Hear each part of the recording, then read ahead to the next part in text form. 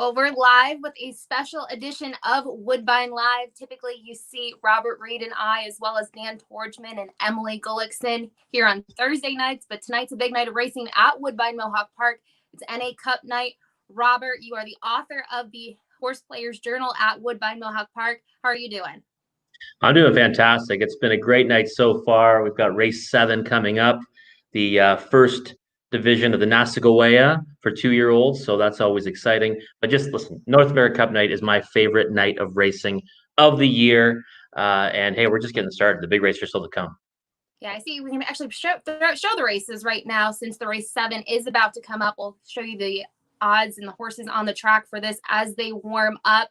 We mentioned it is kind of different this year. Typically, I'd be at the North American Cup as well. I know there's not fans there. What's the atmosphere like, Robert, since you're at the track right now? I mean, there's excitement, but it's very quiet. It's there's probably about 150 people here, overall, which, I mean, you've seen how big the facility is here. So that's certainly, it doesn't give the, kind of the ambience that we've had in previous years, but there's definitely excitement. And I mean, there's nothing like, being down by the rail. I spent the first few races down there, and it's nice to be able to experience, the racing again live here at Mohawk Park. And everyone that is here is, super excited. A lot of owners, so they have a vested interest tonight. But it's certainly, not like years that have passed. But hey, that's the world we're living in right now, and hopefully we'll get back to normal sometime soon. Like I mentioned, you're the author of the Handicappers Journal, the Horse Players Journal, I should say, at Woodbine Mohawk Park. We see the horses warming up. Who did you like in the first division of this race? Well, for me, I wanted to go to an outsider here, and the horse is taking a little more action than I thought. That's Candy Trader, 8-1 in the morning line right now, 9-2. This is one that, I think last time got a really tough trip, closed with pace. And before that, got just a horrendous trip at Grand River in the final of the Battle of Waterloo. So I think that the price right now, 4-1, a little lower than what I wanted to take on this gelding, but I still would definitely lean in that direction. Dean B. Hanover has been fantastic, 3 for 3.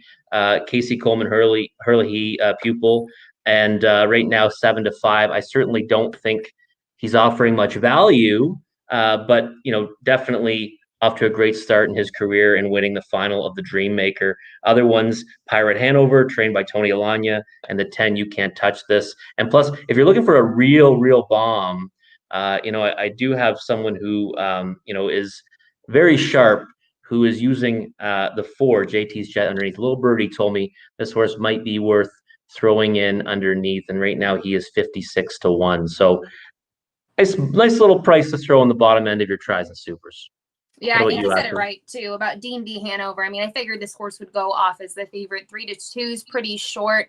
Looking at some others in here, I know you mentioned Candy Trader and Dean B. Hanover is kind of your top 2. What did you think of someone like the 9, Lawless Shadow? Because this is a horse that I thought might be a good horse to use underneath. Obviously, post 9, not ideal. Yeah, I thought that he probably should have won last time, and now that was from post 2 in a gold. OSS gold division, and now post 9 tonight, right? And we know from Woodbine Live and the Thursday night shows that post 9 is like, it's death here. It really is. It's the new post 10, since the 10 is now a trailing position. So, I mean, I definitely think the horse has ability. 2 for 4 to start off his career. And of course, Bob McClure, who's been on fire here at Mohawk Park lately. But again, for post 9, I can't really get involved. 6-1 might be a decent price, but for me, I certainly left that coal off my tickets. Yeah, that's the horse I was kind of curious about. I thought the horse, obviously, when we kind of handicap the races, I know when you put together your picks for the Horse Players Journal, you're doing it in advance. You might not have the morning line. So when I had handicapped everything for the card, there was no morning line. So when I saw it like 6-1, 7-1, I thought that was decent value. I see the horse was lower on the morning line. But we'll see. I mean, obviously, we talk about on our shows the different Ontario Sire Stakes and the levels. I thought maybe this horse could be decent underneath, but I kind of saw the 2 as probably the clear-cut choice in here. Yeah, I would definitely, say that he figures, he merits the respect to be the favorite. But for me at 3-2, that's why I did kind of set out to beat him, because I did figure he would be such a short price. And I think that even the 3 Pirate Hanover now, he's getting a lot, well, about to 5-2. So that's a bit better on him. I know there's been a lot of whispers about this horse being, a real nice colt. So they're going to the gate right now. 5-2 on him is something that I probably wouldn't mind taking. Certainly take that ahead of the 2 at 7-5. Yeah, the only other horse I wanted to mention real quick, we talk about, the drivers right now. A lot of them not coming from the States, but one that did was Yannick Gingrich. I saw that he's going to be behind the bike on Bazooka Hanover, the 7. So that kind of got my eyes kind of looking at the horse a little bit. So I did punch a ticket. I did use this one for 3rd in a try with some of the other logicals, but we'll see. Horses are getting behind the gate right now. We'll listen to the race call.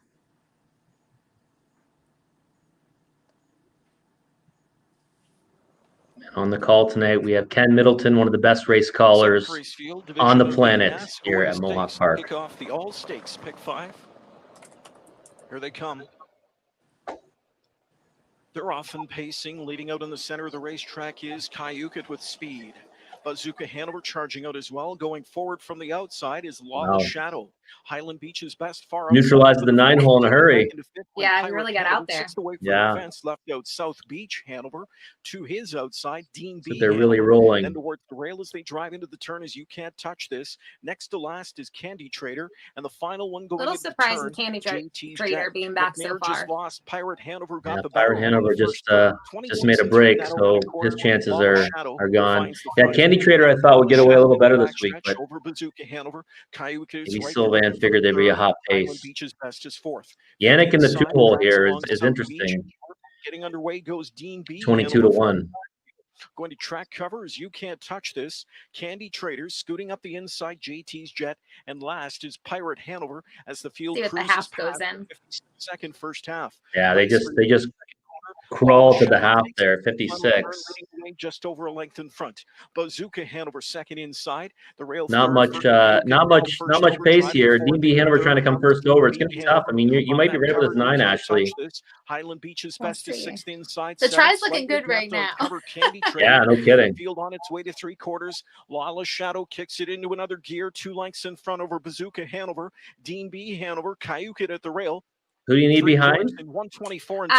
I have the 2 and the 9 on top, the 7 for 3rd. Pocket sitter, and then I also Bazooka have the Hanover. 10 underneath Dean as well. B. Hanover, the outside 3rd. Rolled The up 10's off cover coming. comes You Can't Touch This. It's Lawless Shadow, the one to catch. McClure urges him on. Here's You Can't Touch This. From way back, Candy Trader. Candy Trader, too late, Candy Trader. Between.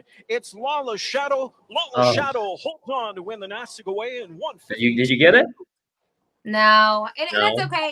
It looked like the Candy Trader got one of probably the worst trips you've won. I'm sure you were kind of nervous early on, seeing only 2 horses kind of beaten and kind of being parked outside a little bit. Yeah, and 56 of the half, he's trying to come from the parking lot. I mean, just a really tough trip. And the cover didn't really advance, right? DB Hanover first over didn't really come forward. And we were certainly correct in not wanting to take that price on him. I mean, he's certainly been a great colt so far, but 8-5, we went elsewhere. And I mean, you had the winner, and then I've got the 6 and the 10 in the journal, which come behind. We just had to come together for a ticket there. I know. And we got a good price on top. That would have been nice.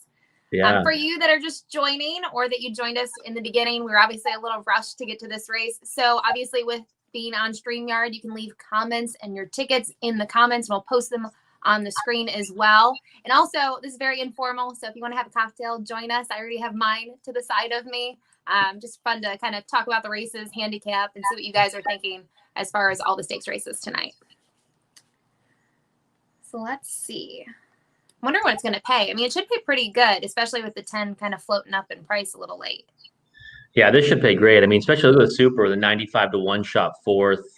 I mean, it might be a little bit difficult to put that one together, but like you said, Lawless Shadow, if he can just overcome the 9-hole, which he did right off the gate, Bob McClure, he knew what his plan was, right to the front, and then he stole the 2nd quarter. I mean, that's what won the race for him. Getting to the half in 56 seconds. I mean, at that point, it's pretty much race over. Candy Trader and You Can't Touch This, their back halves would have been insane because they were probably at least, 8 lengths out of it or more at the half. So, but, full marks to this horse, and hey, nice way to start it off with the 6-1 shot, Ashley. Robert, what's the weather been like? Because I know before we hopped on this, I went on Twitter. It looks like it might have started to sprinkle and then stopped. Is there rain in the forecast later tonight?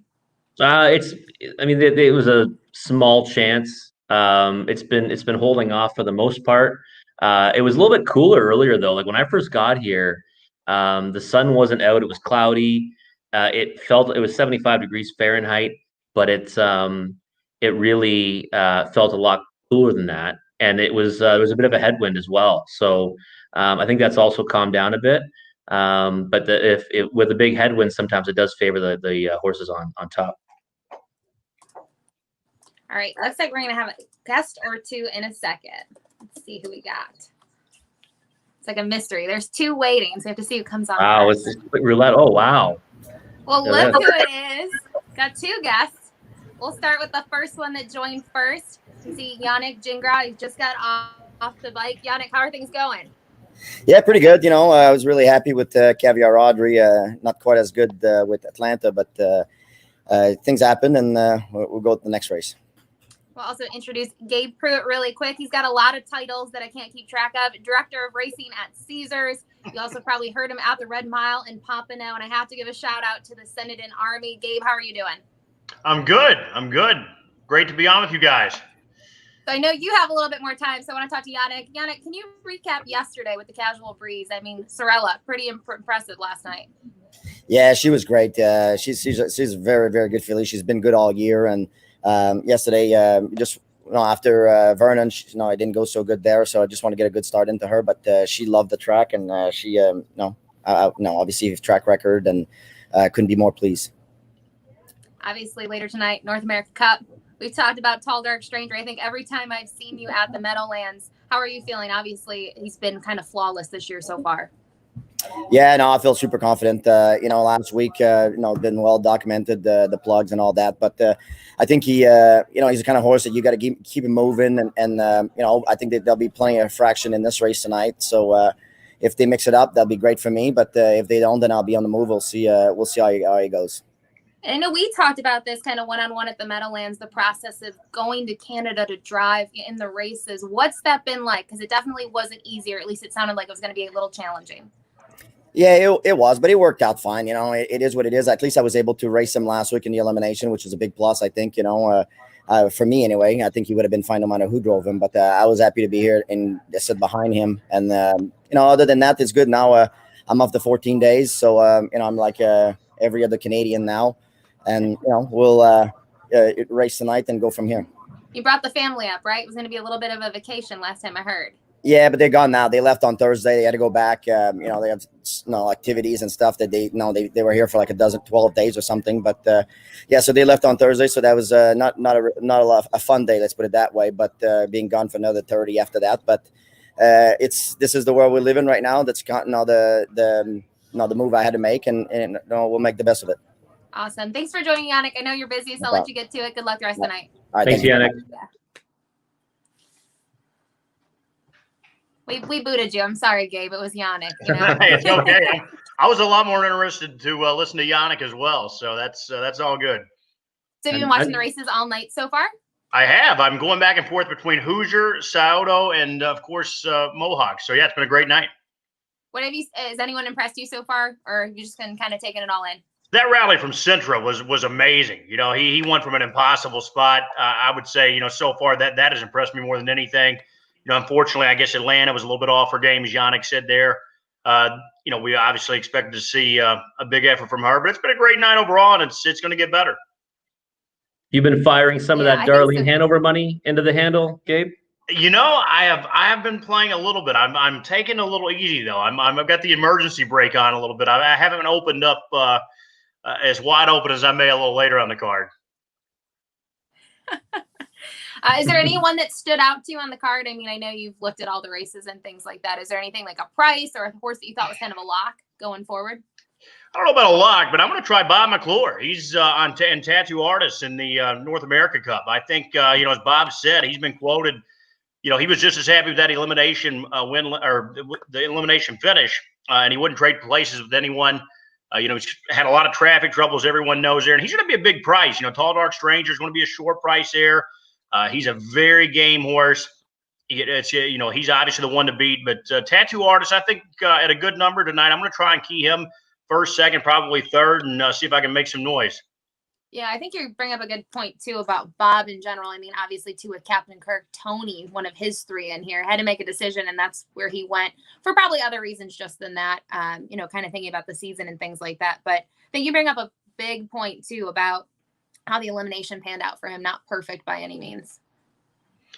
Yeah, he seemed to be loaded, and he just had so much trouble. He couldn't really find a seam, and I think if the horse just had a clear run, he would have been a lot closer there. But, Bob was very happy with him, and I trust his opinion, obviously. And he can leave the gate so quick. So I think he's going to get out of there and get some position tonight. And this type of race, position could be key. So especially at that good of a price, I'm going to take a shot. We just saw Bob rocket to the front with Lawless Shadow there. And, I mean, to me, it certainly looks like he's going to land the 2-hole, I would think, in the NA Cup. So he looks like he should get the trip. And, I mean, there's no one hotter up here right now than Bob McClure. Yeah, he's been red hot, Robert. I mean, he's talented, and he gets a lot of power for good reason. Obviously, he said he committed to Tattoo Artist there several weeks back when he discussed driving Captain Kirk. So, again, like you said, this big of a race, I'm willing to take a horse that's hopefully going to trip out in there. Tall Dark Stranger, though, I mean, we can't take anything away from him. Last week, I thought he was going to be 6th at the top of the stretch, and he just fought off all challengers. I mean, he is the horse to beat, but I think I was reading some preliminary interviews into this, and Doug McNair even quoted as saying, he thought he wasn't going to get things quite as easy, and it might press him a little more. And I think the same, so I think the race is going to set up different. So we'll see. I mean, I think he's clearly the horse to beat, but I'm ready to swing for a price and hopefully off a good trip. We can all admire that, Gabe. Yeah, I think you kind of have to price shop. I mean, when you have a race like that and you have someone like Tall Dark Stranger, there's going to be no value there. Unless you really like something in the exotics, right, for second or third. I think you're trying to kind of price hunt in general. Also, yeah, I'm I think curious. Do you have a cocktail of any sort or no? Calling me out live on air? I'm not. No, I'm not. This is a very informal thing. We always tell our guests. You know me. I am like, I'm pretty simple. I mean, so I'm a Coors Light guy, so you don't have to worry about me. I never know. I mean, I know Dave Brower's a little bit more fancy with his cocktails and things like that, so I have to check. Where's our man DB at? He's supposed to be on. I don't know. I figured you guys would be right together, and then I heard Yannick was there, you were there, and there was no Dave. So I'm like patiently waiting. I'm early, and Dave is late, so hopefully he'll pop on with us in a moment. I feel like that's also probably the opposite of usually how things go. Wow. I don't know. Pretty prompt myself. Could be, though. You could be right on that. So how has things been? I know, obviously, now you've taken over director of racing. Things have been, I'm sure, pretty busy, and it looks like you're gearing up for some big stuff. Yeah, they have been. We're really looking forward to a week from tomorrow at Souder Downs. We're having our Super Night card, and we're having the invitation under the Synodon Stakes guys, who I didn't even come up with that name. In fact, our director of racing, Jason Roth, did. He wanted to use it, and I thought it would be great. So we're finalizing the invitations. We just had an open pace here at Souder tonight. Little Rocket Man, who made his first start out of Hoosier Park. If you guys are familiar with him, he's won 6 in a row now. He took the open. He's got an invite to that Synodon Stakes. We've got a good field signed on. We're still finalizing those invitations. You're going to see some big names there, and that's going to be a fun event. Next Sunday afternoon, we get the Pennsylvania Sire Stakes to Harris Philly as well. The action's cranked up at Hoosier and Indiana Grand. So, yeah, I'm excited. It's been a great transition, and it's been great. I'm an action guy. I like plenty of action, so I think I'll enjoy that role. And, of course, as you both know, my heart lies at the Pomp, and we're closing out an opening night from the Pomp as well. Busy. That's too much for me. It's too much going and things going on, but that's exciting for you. Also, I just noticed the hat that you're wearing. I feel like that was a strategic move, maybe, going America's Best Racing, some thoroughbred love too. Yeah, well, Claiborne Farm, they're on the home team, so I have to represent my friends. You may know who tossed me that hat, but yeah, exactly. I knifed one off Hagen, so I'm happy to represent the home team.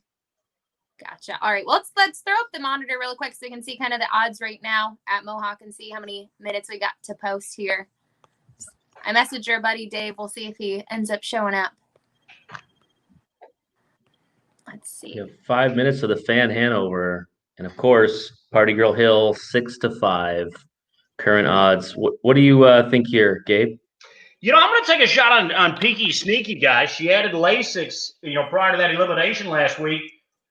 She looked very impressive to me. Just coast at home, an open length win. I know Party Girl Hill is undefeated, 7 for 7. She's certainly the filly to beat. It doesn't shock me that she's 6-5 on the board right now to any degree, but I am certainly happy to take a second choice price here on Peaky Sneaky again. I thought she was ultra impressive last time. I think her style may be a little more adept to off the pace. I don't think she's quite as good while she's on the lead. So hopefully we continue those tactics tonight. She's got a good mid-pack post to race off the pace here. And I think second time Lasix is a filly that's trending in the right direction. Of course, she's a daughter of Betters of Light, just like the big favorite in North America Cup tonight, Tall Dark Strangers, son of Betters of Light. You can't get much better than that. And maybe the Lasix has just turned this filly right back around in the right direction. So I'm going to try a minor upset. What about underneath? Are you looking for a bomb underneath? You're going to go with Party Girl Hill. It's so tough. I mean, I can obviously use the 5 Lady Lou underneath as well, but I think these 3 fillies just really stand out in here. The horse that interests me a little bit, guys, but she's up there at a single-digit price as well, is Priceless. She's Midwest-based. I followed her throughout her career.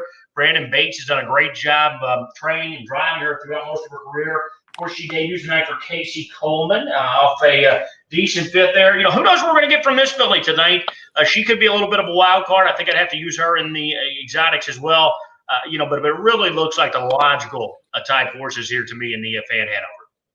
Yeah, the horse that kind of intrigues me is the local talent in Laura's Love. I was really impressed last week, coming from way out of it, finishing 4th, beating 3 lengths at Party Girl Hill. Coming last quarter in 25-1. I mean, we're certainly have seen this horse and seen her evolve up here, winning 7 for 12. I was hoping for a bigger price though, 5-1 right now. And of course, we've been talking about Bob McClure and how well he's been doing. I just think this one, figures to get a piece of this somewhere, even though we have so many talented invaders in here. Robert, I think sometimes the local horses, they don't get the respect they deserve. Like the mare that beat Atlanta earlier, Hey Livy. She got off a pretty good price there. So I think you're onto something. I don't know the local crop as well as I know, of course, the horses have been racing with us in the States. So I think that you're always going to get an overlay price on some of those horses that are locally based and obviously very talented. I mean, you don't get any better than this circuit here on the WEG circuit. So I think she could step up, make some noise here as well. Wouldn't shock me. I think at the end of the day, you'll get a little better price than 5-1. I'm a bit shocked that she's that short on here as well. Yeah, I personally thought Party Girl Hill had a lot left in the tank last time. I think it was a measured victory by McNair, and I think that was the tougher division in the 2 limbs. So, I mean, and I'm just so impressed by what this horse did in Pennsylvania. I mean, those efforts were just incredible, especially the start when she blew Lion Sentinel off the track in the off going. So. For me, I mean, I hate betting 6-5, but I think she might be real tough in here. And my play underneath is Laura's Love, and like you said, I really hope that price floats up because I was kind of banking on more of 8-1 to 12-1 in that range, and right now certainly not getting it at 5-1. Yeah, I think you will get it. I think this filly's going to drift up a little bit. I do agree with your assessment that elimination, the Party Girl Hill exits. I think that was the tougher of the 2 eliminations as well. I went back and watched it several times. Lady Lou, the runner-up there, I thought she put in a dead game performance. She came first up, attacked Party Girl Hill. Party Girl Hill obviously ultimately came up with the answer there. But, again, those are very nice fillies. When you look at the price discrepancy, 6-5 on Party Girl Hill, 6-1 on Lady Lou. I don't think that there's that much difference in terms of talent. But when you've got an undefeated filly, she's going to get all the respect. So 6-5. That doesn't shock me, but this may be your toughest test to date, I believe. Yeah, I'd agree with that, and you're right. I think it's Robert, Sorry, go ahead. Yeah, I have a question for you. I mean, obviously covering more of Woodbine Mohawk Park and these horses. What do you do with someone like Allie Corn? I mean, stellar 2-year-old. This year, kind of looking at her last race, she was second behind Peaky Sneaky. Can you use her underneath? I can't, and I would love to say that I can because I love the local talent. I'm a big fan of Allie Corn, especially her season last year. She was incredible, 7 for 13, 11 out of 13 in the money, but she's just not looked like the same horse. Even in her win on June 29th in the Gold.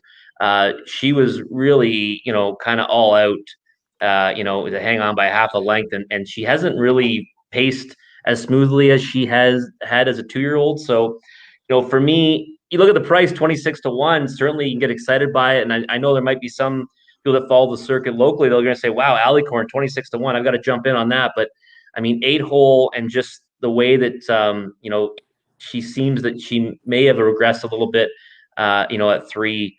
I can't get involved, unfortunately. I wish I could, because I love the horse, but I just don't think she's been the same. I feel the same way about Priceless, to be honest. The 6, I love this horse at 2.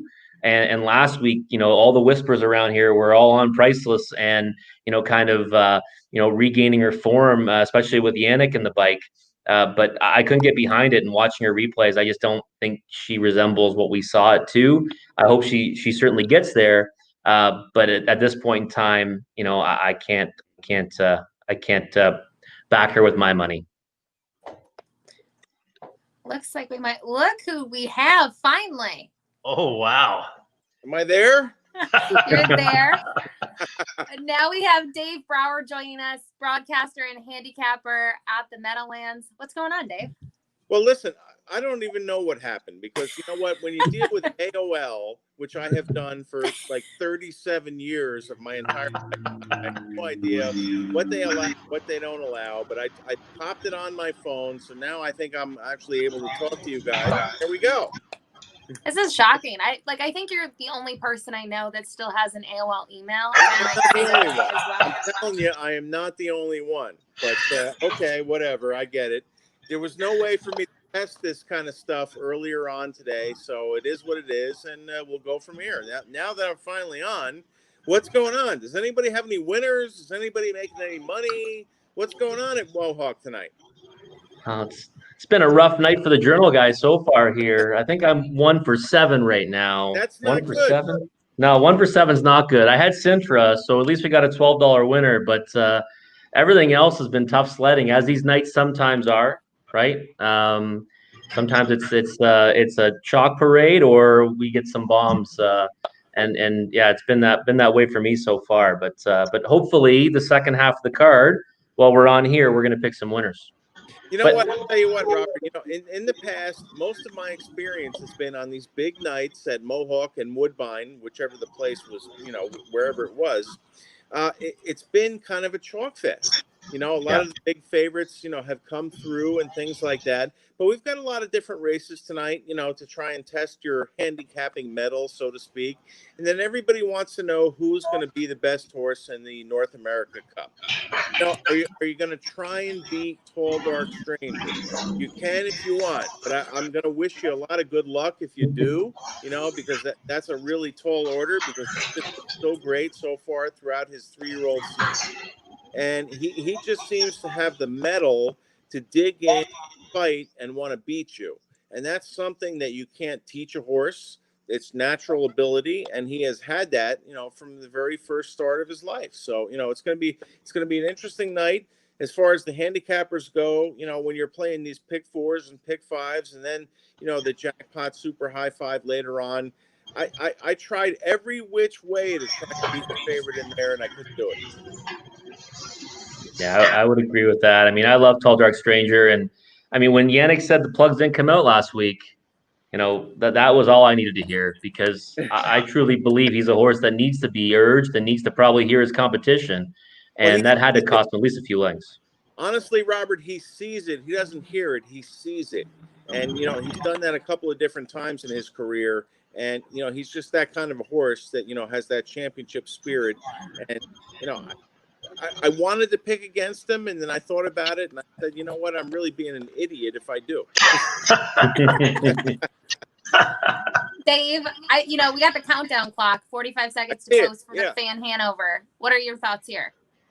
Well, with the Fan Hanover here, it's very difficult for me to go against Party Girl Hill. But I will say this, if you wanted to make, if you wanted to hedge and make an exacta box, I was so impressed with the effort that Lady Lou put in last week. she's a horse that's really gone up the ladder over the last couple of months.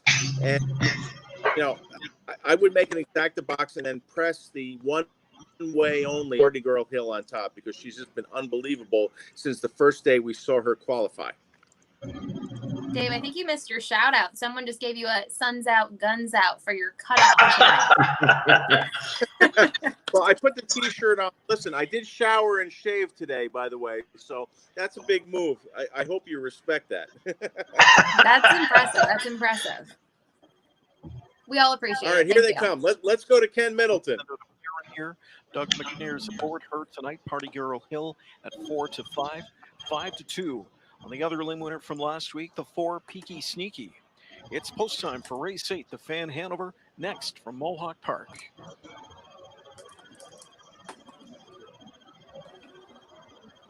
The gate swings into the stretch, 8th race field, picking up speed. Here they come. They're off and pacing. First away down the center, fires out Lady Lou. Outside of her, Priceless with good speed as well. From the rail, Karma Sealster protecting her position. Party Girl offside. Priceless made a break in the first turn. Jameson Priceless jumped it off. Into the pocket spot is Karma Sealster now.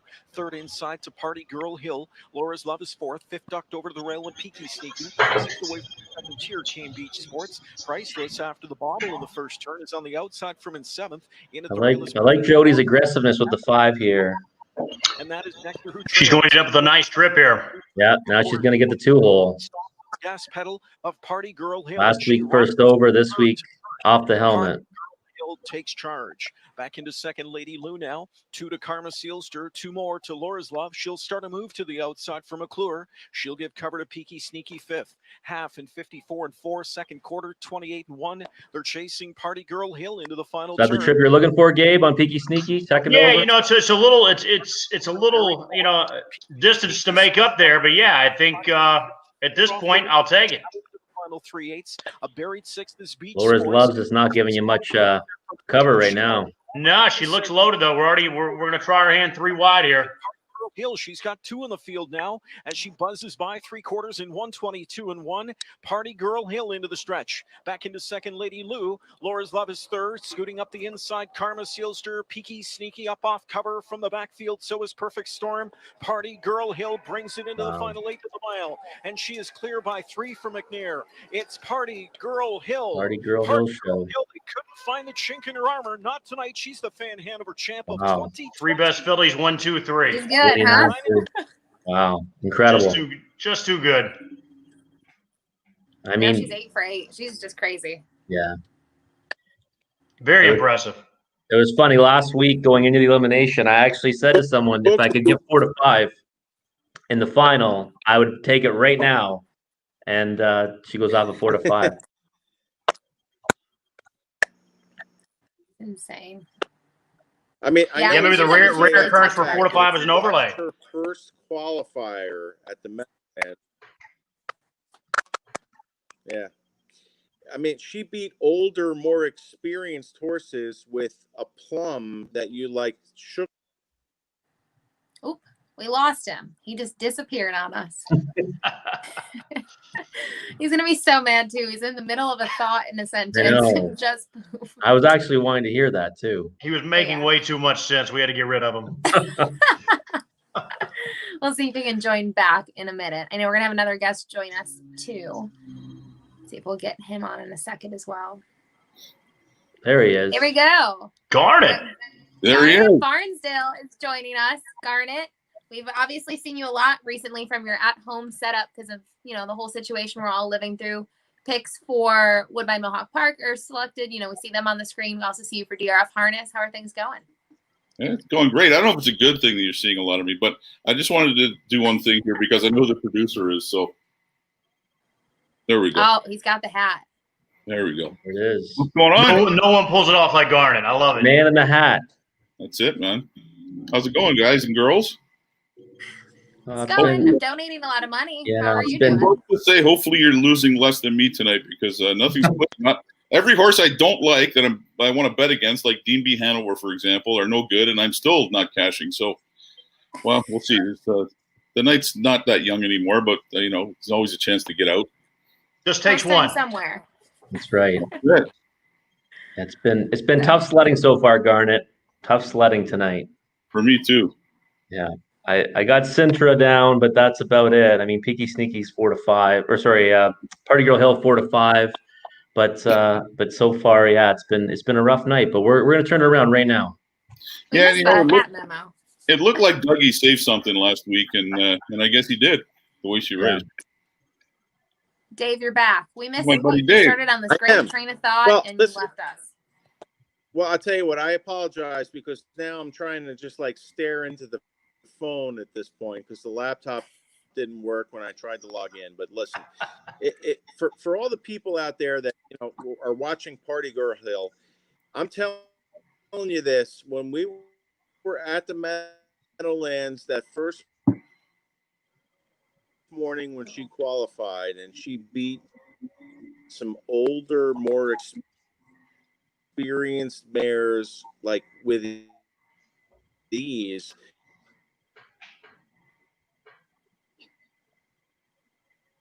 He was so good for a second. Where are you, David? In a cabin somewhere? I don't know. It is really dark lighting in there, Garnet.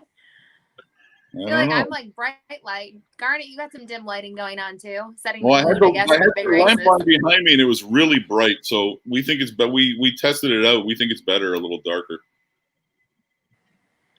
So we've been kind of putting everyone on the hot seat. Obviously, big race is NA Cup. So while I have you, I have to know: can anyone beat Tall Dark Stranger?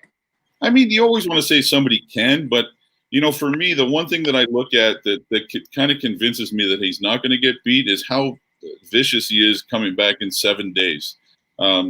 He's always so much better in the finals of these races. And last week, Yannick said he had the plug still in, etc. I just think that they, maybe he gets the eliminations at 90%, and in the finals he's like 101%. Unless something crazy happens and there's some kind of trip issue, I don't really see him getting beat. But that doesn't help anybody that's watching this show, because you're not going to make a lot of money with us all telling you that the heavy favorite's going to win the race either. Right. And I know, Garnet, I know you kind of handicap the races too for kind of the battle of, I guess, Americans against Canadians for the insert that Harness Racing Update did. Did you single him on your the pick 5 or anything like that, or did you go use some other horses? I singled him, but it's irrelevant because I got knocked out in the first leg. I had horses that were 8th and 9th at the 3/4. So I didn't use Lawless Shadow. So trying to create value there isn't going to work. So I guess maybe I'll have to bet a super in that race or something now. Right. Yeah, I could see that. It depends how it goes too. And obviously kind of saving, I guess, our money too for the end of the night too with the big carryover for the Jackpot High 5. Right.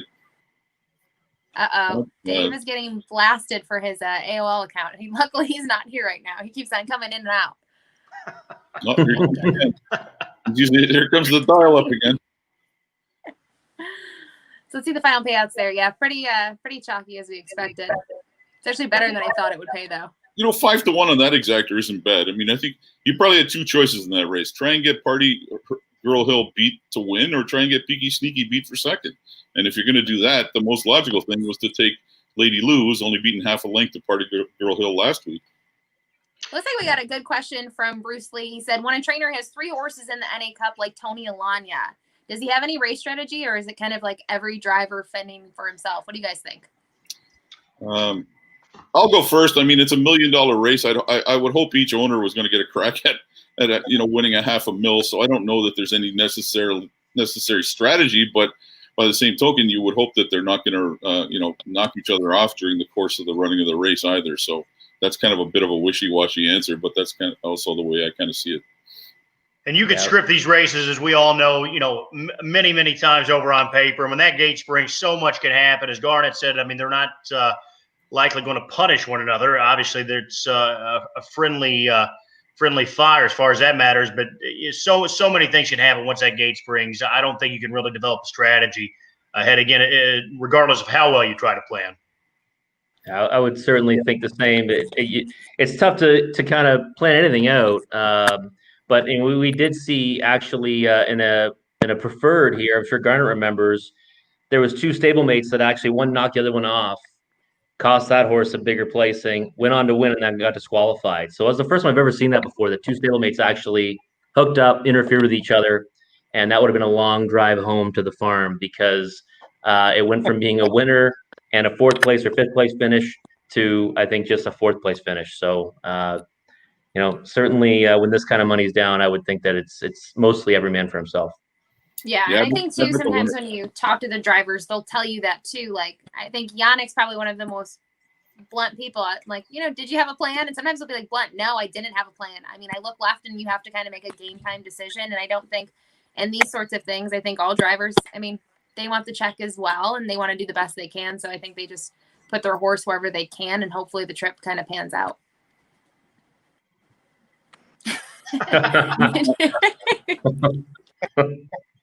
As someone who has a Hotmail email address, I have to say I cannot hate on Dave at all. He's on AOL. I'm still on a Hotmail address, so me too. I'm not much better over here. Me too.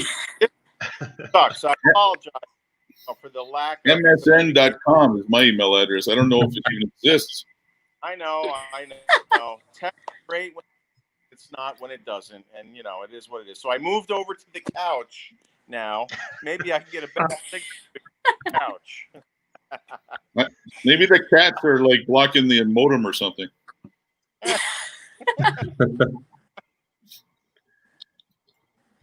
Yeah, look at this. He keeps on coming in and out. Poor Dave. Dave broadcasting live from Tora Bora tonight, so hopefully he can regain his signal. I know. He was kind of messaging. He was having technical issues joining the entire time, so I'm pretty sure he's probably bummed out since he's going to be on earlier in the show. Oh, there you go. Back. Dave, you keep on going in and out. Well, I apologize. To the roof and no, I feel bad for you. I'm still entertained by it, but I feel bad that you start a train of thought and you kind of finish your statement. I know. Listen, tech is great when it works, and of course it sucks when it doesn't. But I get it, and I don't know why. I moved over to the couch. Maybe I can get a better signal over here from my Wi-Fi, and the router is literally 10 feet away from me, so I don't know why this works. But well, you've technically been kind of on vacation, right, Dave? Sort of. There's never really a whole vacation because there's planning, for the Meadowlands meet when we start again next Saturday night, and then going forward. I won't be there next Saturday night when Kentucky Derby Day is, but Dave Little will be, and we're going to have other people there, and then we go forward. And I've actually got a couple of road trips coming up. I got to go to Ohio for the Little Brown Jug, and I've got to go to Lexington to meet up with Gabe, hopefully where he will buy some dinners. In that of Grand Circuit, but we'll figure it out. It'll be okay. Right. Well, you guys didn't get to kind of bond too much last time I saw you both at the Meadowlands. So yeah, Gabe can at least buy you a dinner and a couple cocktails, I think. A couple cocktails will most certainly be included. I'd much rather buy him dinner because he always takes care of me when he comes into town here in New Jersey. And I think last year in Lexington, I was able to buy a few dinners. So maybe I can continue that tradition this year. We'll see. It's tough because we don't know where we're going to be able to go and what we're going to be able to do with all the restrictions. So, it's difficult. We are going to have a Grand Circuit meet, at the Red Mile. We are going to race 3 days, 1 week, 3 days the following week. We're going to have the yearling sale over at Fasig-Tipton. And, we're going to go from there. We just hope it will be okay because everything changes, on a daily basis. Right. And Robert and I talked about this a little bit with obviously there not being spectators at Mohawk. It's a different atmosphere, but I know Gabe and Dave, where you guys are at, you do have fans. So at least there is a good atmosphere and you still have that like liveliness from a crowd, right? Yeah, well, actually the tracks I've been at lately were very good. Hoosier in Indiana and Saldo, obviously in Ohio. It's been great. In Harris Philly, I was at the other day, had fans as well. So, yeah, that part is back to somewhat normal. Obviously, we have to limit and watch capacity. We'll have to do that for sure next weekend at Saldo as we expect a good crowd there for Super Night. So that part is back to normal somewhat at least. Dave, you were speaking, and then did you want to say anything?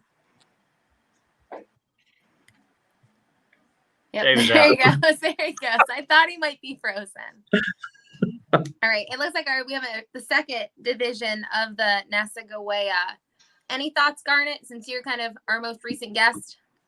Yeah, this is one of the horses I like the most tonight, and I really hate the price right now. I like Island Beach Boy quite a bit. I bet him last time, when he pulled, he ended up on some terrible cover. No fault of Sylvan's, I don't think. It's just kind of the way it played out.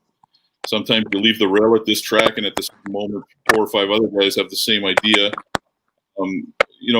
At the top of the lane, he was in a little bit of almost like a blind switch trying to get through. And he was absolutely flying at the wire, kind of ran out of racetrack. And a horse, You Can't Touch This, who basically rode the rail the whole time, snuck out and nipped him for second. But so he was one of the ones, I was hoping this horse would be about 8 or 10 to 1. But I used him in some pick threes that are live. Hopefully they're offering a little bit better. And the other one I kind of like quite a bit is Better Sun. I thought that was a big mile last time in the gold. 55 flat to the half. Just picked off late by Desperate Man, who's been dynamite. I know a lot of the handicappers, like in the DRF and places, love this 9 horse, but the 9 hole's no picnic at this joint, and especially in this race where I think a few of them are going to be leaving. So, I'm having the pick 3 with the 3 and 5 to get by with one of them. If the price on the 3 floats up to 5 or 6 to 1, I'll probably bet him to win. Yeah, I'm with you, Garnet. I've got the horses reversed. I've got Better Sun on top, and I'm surprised. I thought he would be taking all the money right now, and I've got your horse at the 3 Island Beach Boy for second. And I saw when the betting opened 2 to 1, and I knew you were going to be vicious because when we were on the other night, you said how much you like this horse, and I certainly thought he'd be more of the 6 to 1 to 8 to 1 range. The horse right now that a lot of early money came in on that I was kind of surprised is a 7. Perfect Boy Hanover. What do you guys make of that?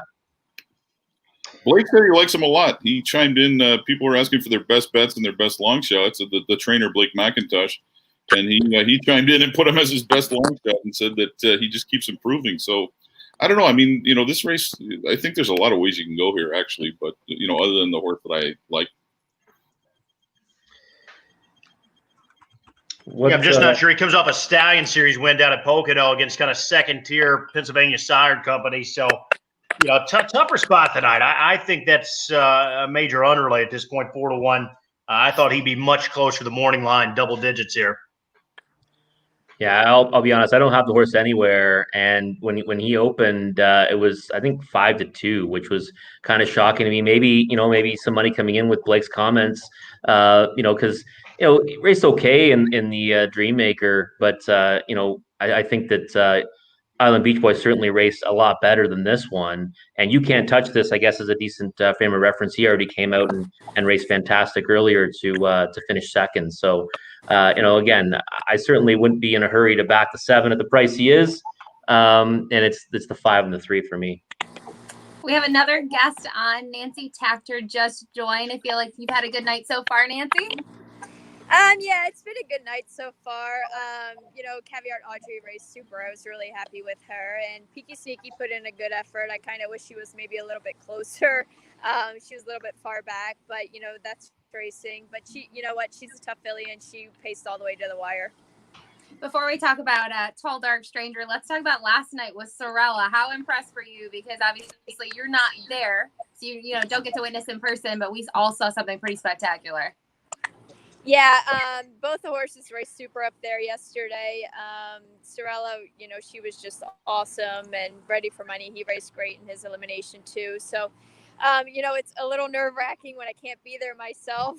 But, I have a great team up there. Yoser Fonseca, he's just excellent, and he's done a good job with the horses up there. And obviously, I'm sure you're getting excited for the North America Cup. Talk about Tall Dark Stranger. We kind of been talking about him throughout the show so far. We've been on for almost an hour. Obviously, he was kind of lights out in the elimination. He's always kind of been gritty and game, and he's got a lot of heart and fight. What do you think about tonight? Generally he's better when he's raced back-to-back weeks. He had a couple weeks off after Hamiltonian Day there in the Cane Pace, so he wasn't probably as tight or as sharp as he probably should have been in the elimination. generally I don't train my horses really hard between races when they have like a couple weeks off, just because it's such a long season, and I need to keep them sharp for the entire season. So, but so he should be better this week, having the race last week, and he trained just super. I trained him on Wednesday up in at the farm outside of Buffalo where he's stabled, and he was just awesome. Now, obviously, like you said, you can't be there. What are you doing to kind of keep yourself entertained in between races tonight? Do you have people over? Or anything like that? I actually raced at the Meadows this afternoon, and then we drove to Scioto Downs, and I'm at Scioto, and I'm going to Brett and Stacy Miller's house to watch the North American Cup tonight before heading to Lexington tomorrow morning. So I feel like every time I talk to you, you're always going somewhere, coming from somewhere. I think you're one of the busiest people I've ever met.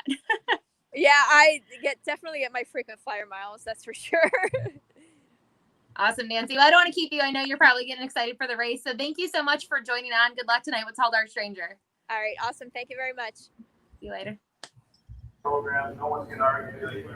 I feel like we have so many guests. Mark Mckelvey just joined. We've seen him on TV on the feed tonight, manager of communications and content at Woodbine Mohawk Park. Mark, how's your night going besides very busy? It's going pretty well. We're having a lot of fun here tonight. I mean, it's unusual. There's nobody here, obviously, besides a very select group that was able to receive invitations based on being on the card. But overall, we're trying to give a great presentation to those of you and some of your viewers watching from home, because that's just the COVID era. We got to up our simulcast presentation. I think we always do a stellar job, but we got a great crew here tonight. We brought Greg Blanchard into the mix as well. Maybe I'll get him to hop on in a little bit, but we're having fun. Obviously, you had to handicap the card. We've been kind of talking about this and posting selections. I know you were part of the harness racing update and kind of the picks for that. We do have race 9 coming up here in a minute. Kind of, who did you like in this spot?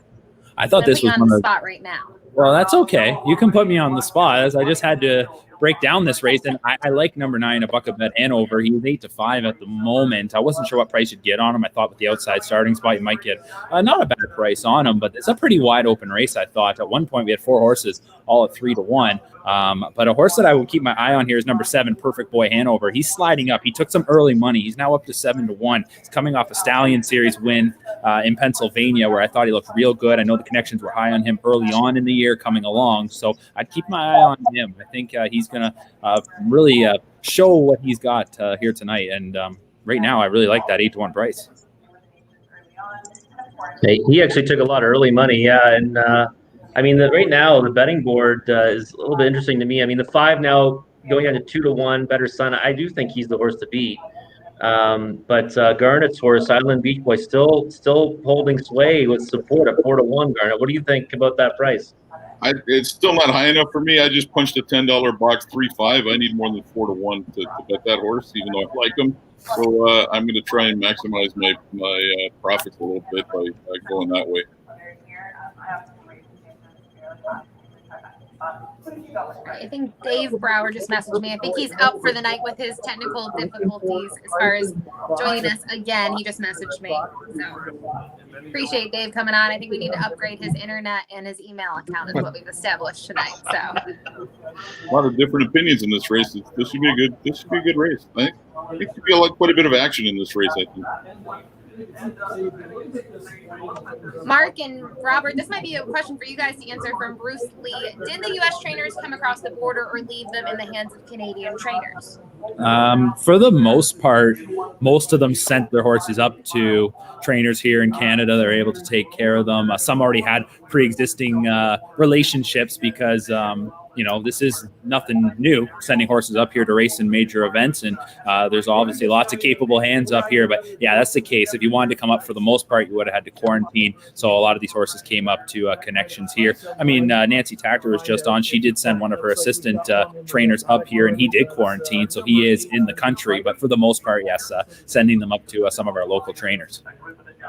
I think that brings up a good point, too, about the drivers. Obviously, you don't see a lot of U.S. drivers there tonight as you normally would. So it seems like it's a good chance for Mohawk drivers to kind of shine in the spotlight and get some kind of like catch rides on some bigger horses.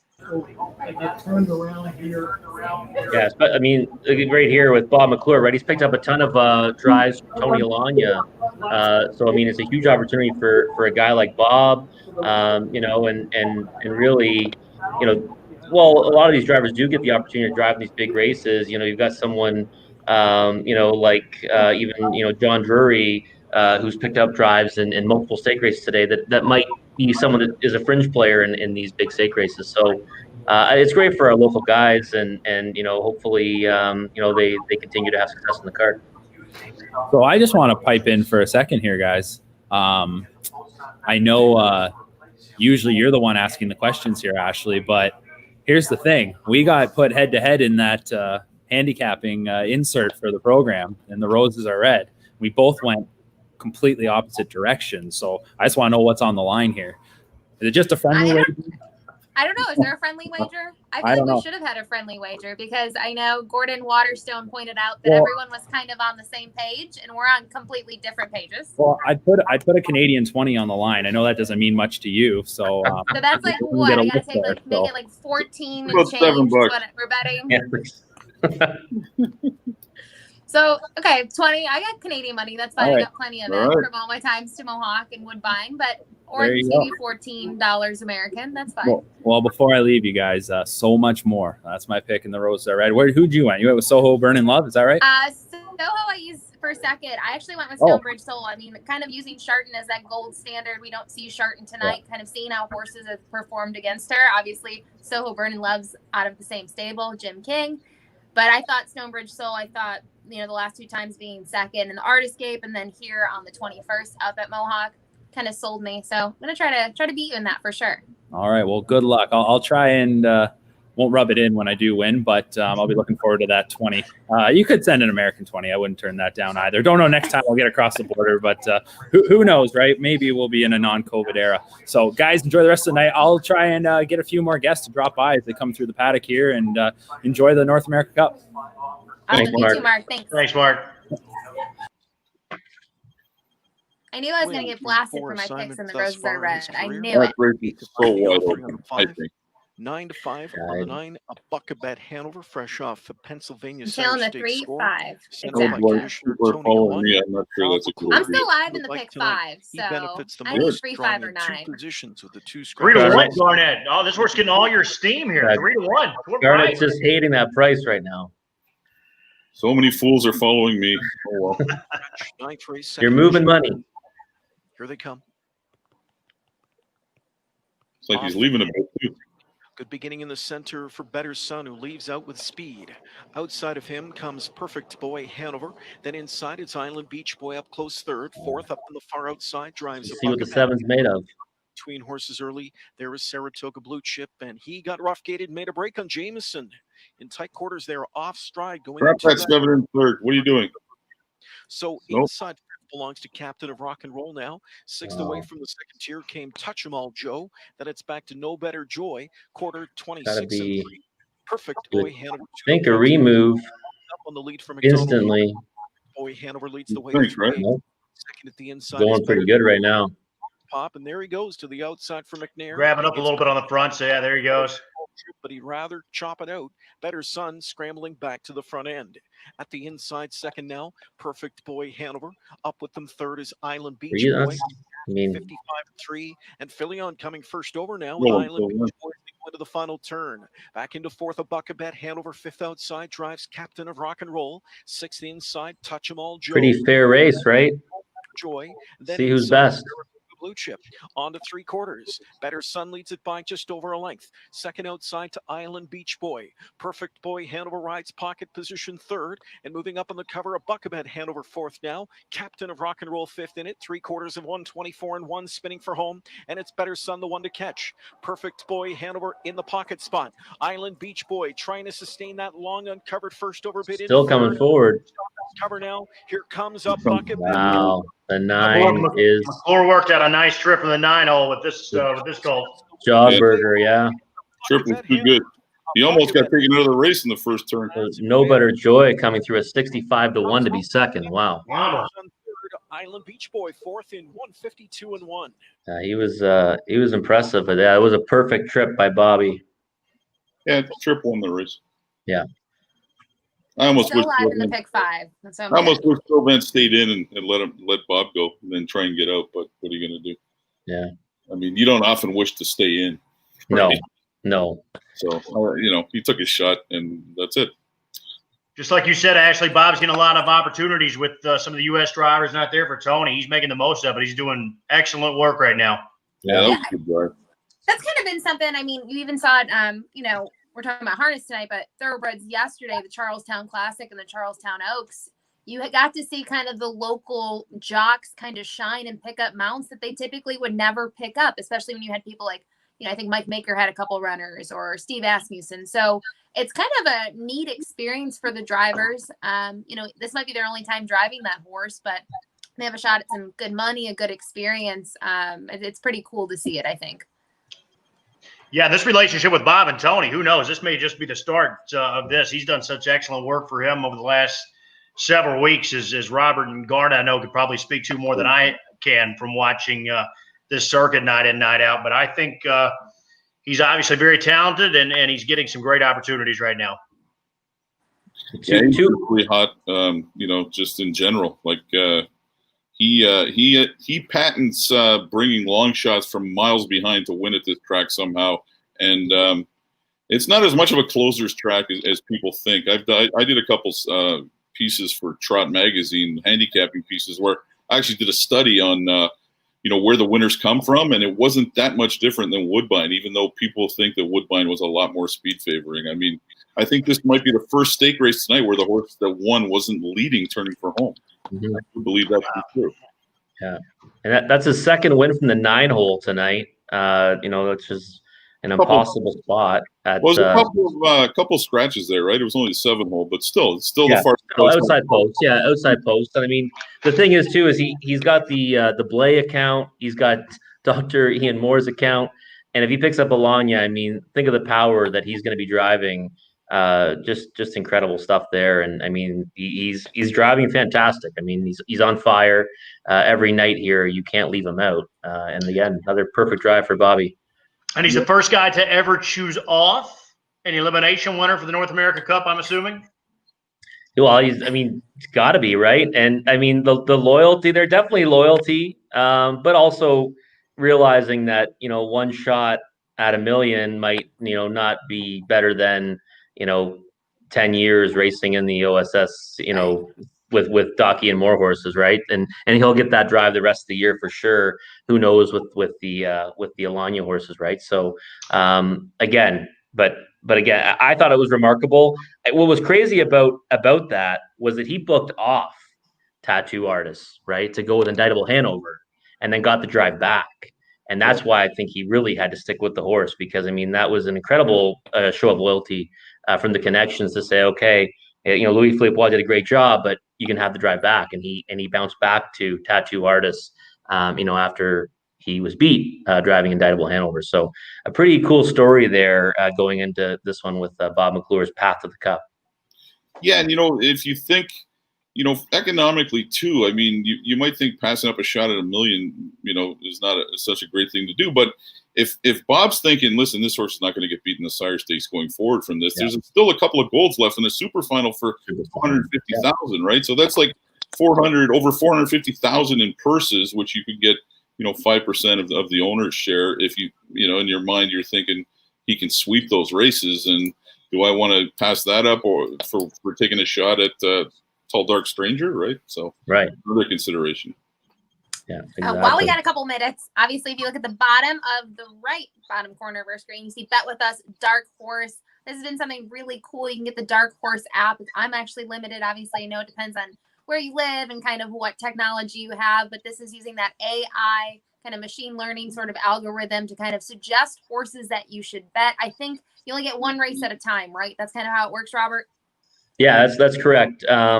But I mean, the real cool thing about it is it's got both breeds, right? Thoroughbreds and standardbreds. And what Dark Horse tries to do is it tries to narrow down the races that it has the highest level of probability, and it will actually rate them based on that. And it does win at an incredible rate. I mean, I was lucky enough. I was, working with HPI Bet before I took over this role, and I was working very closely with the Dark Horse team, and their algorithm is pretty amazing. So I have got a lot of friends that are doing well on it, both in the real money play and in the coin play, because you can play for play money as well.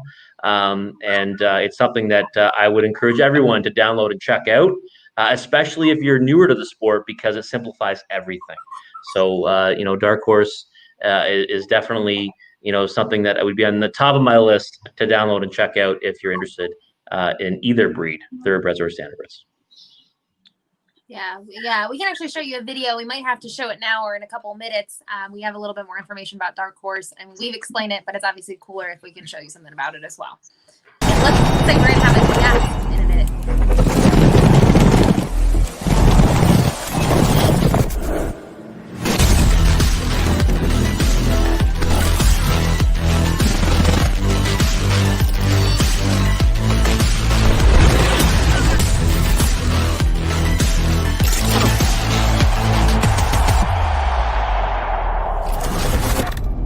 Dark Horse. Download the app today.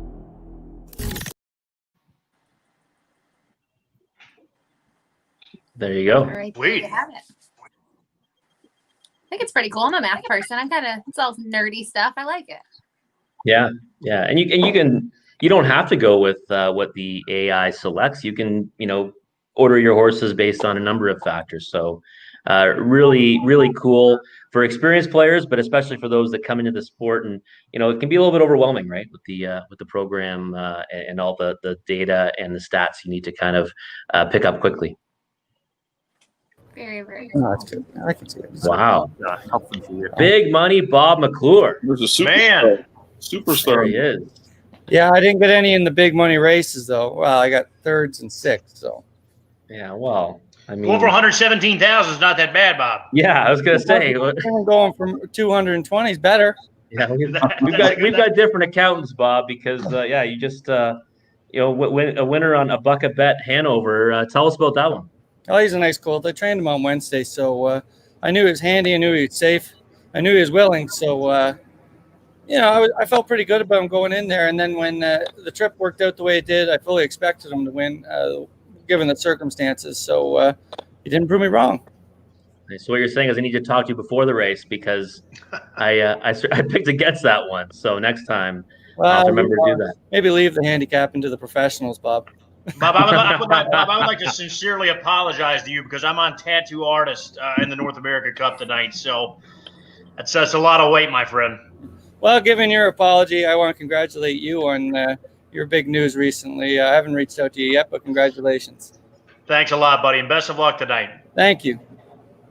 And earlier tonight, Bob, you drove Lala Shadow from the 9-hole. Just now you had number 9 for post 7. But from the 9-hole, Lala Shadow, pretty impressive and left like a rocket off the gate. Yeah, he just seems to be getting better and better and better every week, which is all you can ask from them when they're 2. And obviously, Ian Moore, he does a great job getting them gated, keeping them healthy. But this is a colt that was very immature starting out, and he just seems to be getting better and better and better. So it'll be interesting to see how much better he gets by the end of the year. So everyone wants to know about the big race, North America Cup. Tattoo Artist, walk us through it. What do you think his chances are? I think he's got as good a chance as anybody. I think it's going to come down to the trip. I think the favorite's vulnerable. He's obviously the favorite, rightly so. He's the horse to beat, but I do think he's vulnerable. And we won't be watching from the back. I can promise you that. So if you could think of the ideal trip scenario, where are you going to be? On the front. Oh, wow. There it is. Calling a shot. I like it. Bob, I got one question for you. Obviously, race 10's coming up. Roses are red. You have Soho Burning Love. We're going to have a guest from that camp in a little bit. Obviously, you're picking up the drive on this one. This looks like a pretty competitive field top to bottom. Absolutely. But given watching the replays and whatnot, a lot of them, usually I go through and watch individually all the replays for all the horses. I didn't even have to because a lot of these mares have raced against each other so many times that you're watching 3 horses or 4 horses in the same race every week. So it's fun to watch these hard-knocking mares go head-to-head every week. And, just looking at it, though, I don't think I'd trade mine for any of them. I think she looks like the horse to beat in there personally, but I could be wrong. It has to feel good to see that her stablemate Sharton's not in there tonight. Yeah, when Tim King called and asked, he said, do you have anything from the Roses Are Red? I knew that they weren't going to let her cross the border without anybody, but there was still why? What you got? Awesome. We'll let you get to it, Bob. Thanks for joining us. Congratulations on a big night so far. Hopefully it only gets better from here. Thank you. Good luck, Thanks, Bob. He was very blunt. He already told us his game plan. Wow. I have no doubt that horse is going to be the first leader of this race. I have no doubt in my mind. He didn't have to tell me. It would be shocking if he ends up cutting that mile to me. I thought he might turn someone loose, but that was a very interesting comment. Maybe he goes right down the pipe after hearing that. That was interesting because you think I would have thought he'd said, "Listen, I'm going to go to the front and let Yannick go and hope to parlay that pocket trip into a win." But no, of course, sounds like he's not letting anybody go. So I like it. All right, we've got another guest joining us. We've got Mike Prabozzi of NahooPicks.com and North America Harness Update. What's going on, Mike? Hey guys, great to be here. Awesome. Well, we're happy to have you. How's your night going so far? We're having a tough time picking winners here. It would have been better if American history would have done something. That was a killer for me. I feel the pain. That was like my single of the night. I don't know what happened there. I don't know how to say this as politically correct as I can, but let's just say you probably see some different drives from some of those horses in the Pacing Derby. How's that? That's fair. I would agree. Pretty sure Dancing Lou is not going to be sitting last after an eighth of a mile. Yeah. Or American history is not going to be grinding it out like that. Yeah, exactly. No, for sure. But yeah, certainly didn't look his self tonight in there. But Mike, we've all been giving our picks for the big race. Who are you on in the North America Cup? I'm on Captain Kirk. I really liked that race last time. That was a change in style for him, I think. And that 25-4 kicker really showed something. I felt like Tall Dog Stranger really looked vulnerable late there. And I realized that was an elimination, but he's danced all the dances. I feel like Captain Kirk's getting better and he's drawn well. And I like Jody on first time. I really think that, he's going to sit a trip in the race, and Saturday Night Jody is something that's a real thing here. And I think that he's going to be 3 or 4 times the price of the favorite, and he's worth taking a shot with. So speaking of price, what's the price that you're looking for on that one? I think he's probably about 3.5 to 1. I mean, he could even be a little higher in the race, but if Tall Dog Stranger's 2 to 5, I mean, that makes everybody else's odds exponentially higher. I mean, he's a clear second choice. I'm curious to see the money the 7-8 take in the race. Yeah. Of course, Just missed a comment from Sean Patrick Nolan, kind of talking about this next race. He loves Warwie Butte, the good local.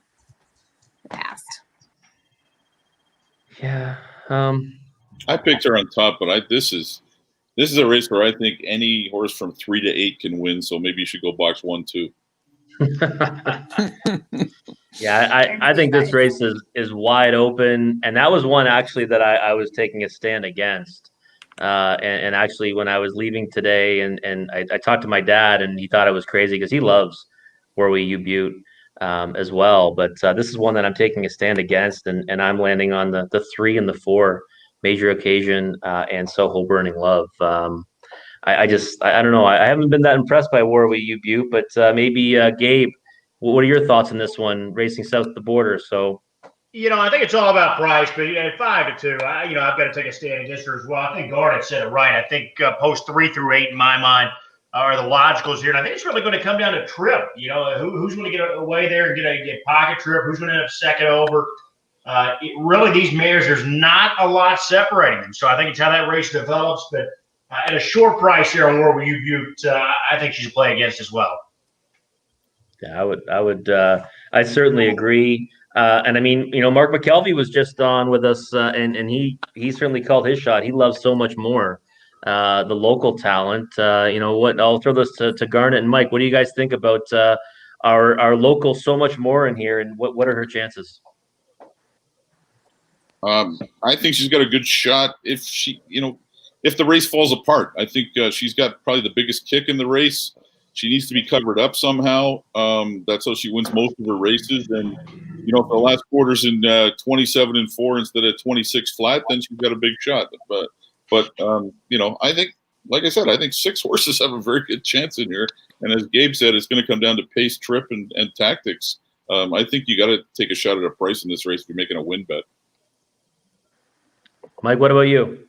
Well, let's talk about local horses. How about Hey Livy earlier? I mean, that was really, really good.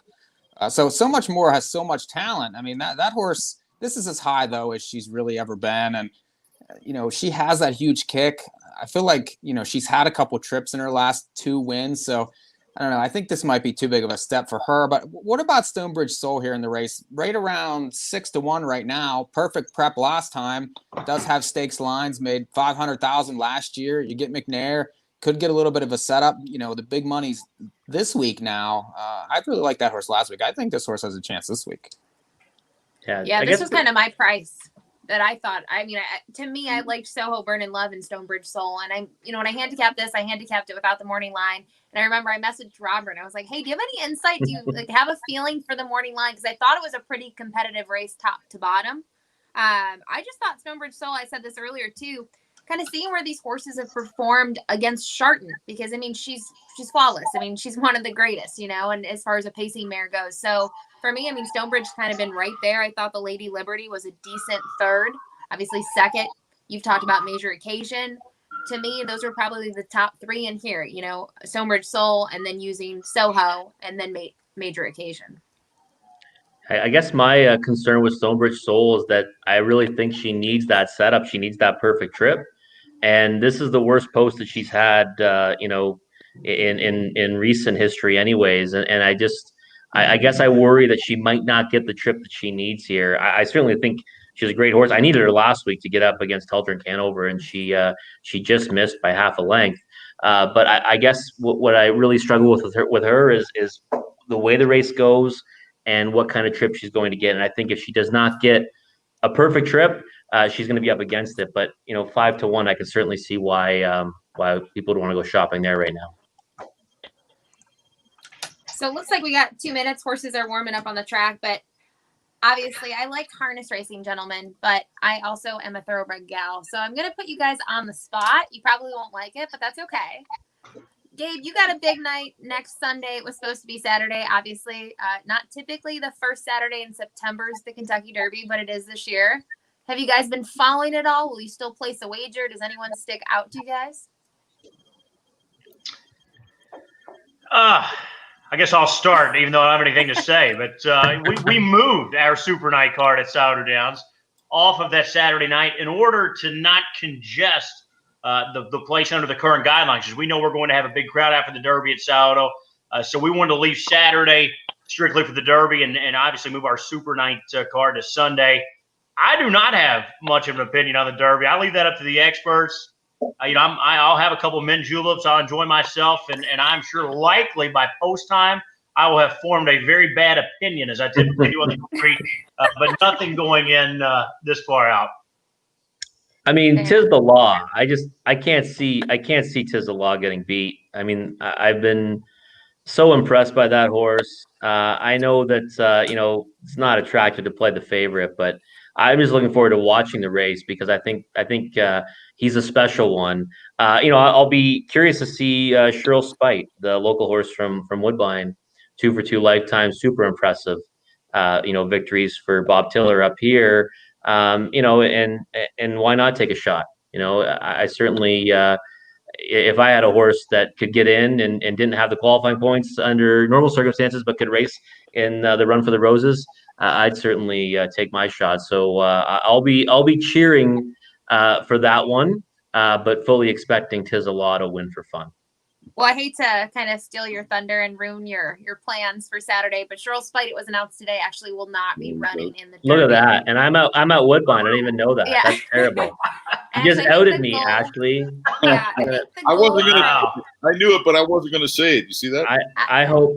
I hope you're so that. much nicer than I. You know that. I hope that no one's watching from Woodbine because no. And it's funny because I was actually on Race Day Las Vegas this morning talking about the thoroughbred side of it. So thanks for that. I appreciate it. Just letting you know. Yeah, I think the horse had like a mild cough or illness or something. So I think they're going to regroup and then aim for the Preakness is what I read. Well, at least it wasn't announced 3 days ago, right? I have been immersed in harness racing a little bit and been furiously trying to figure out these cards. So yeah. Well, the thing about the Derby is, you have 20 horses. The draw's going to matter, even if you are the best horse.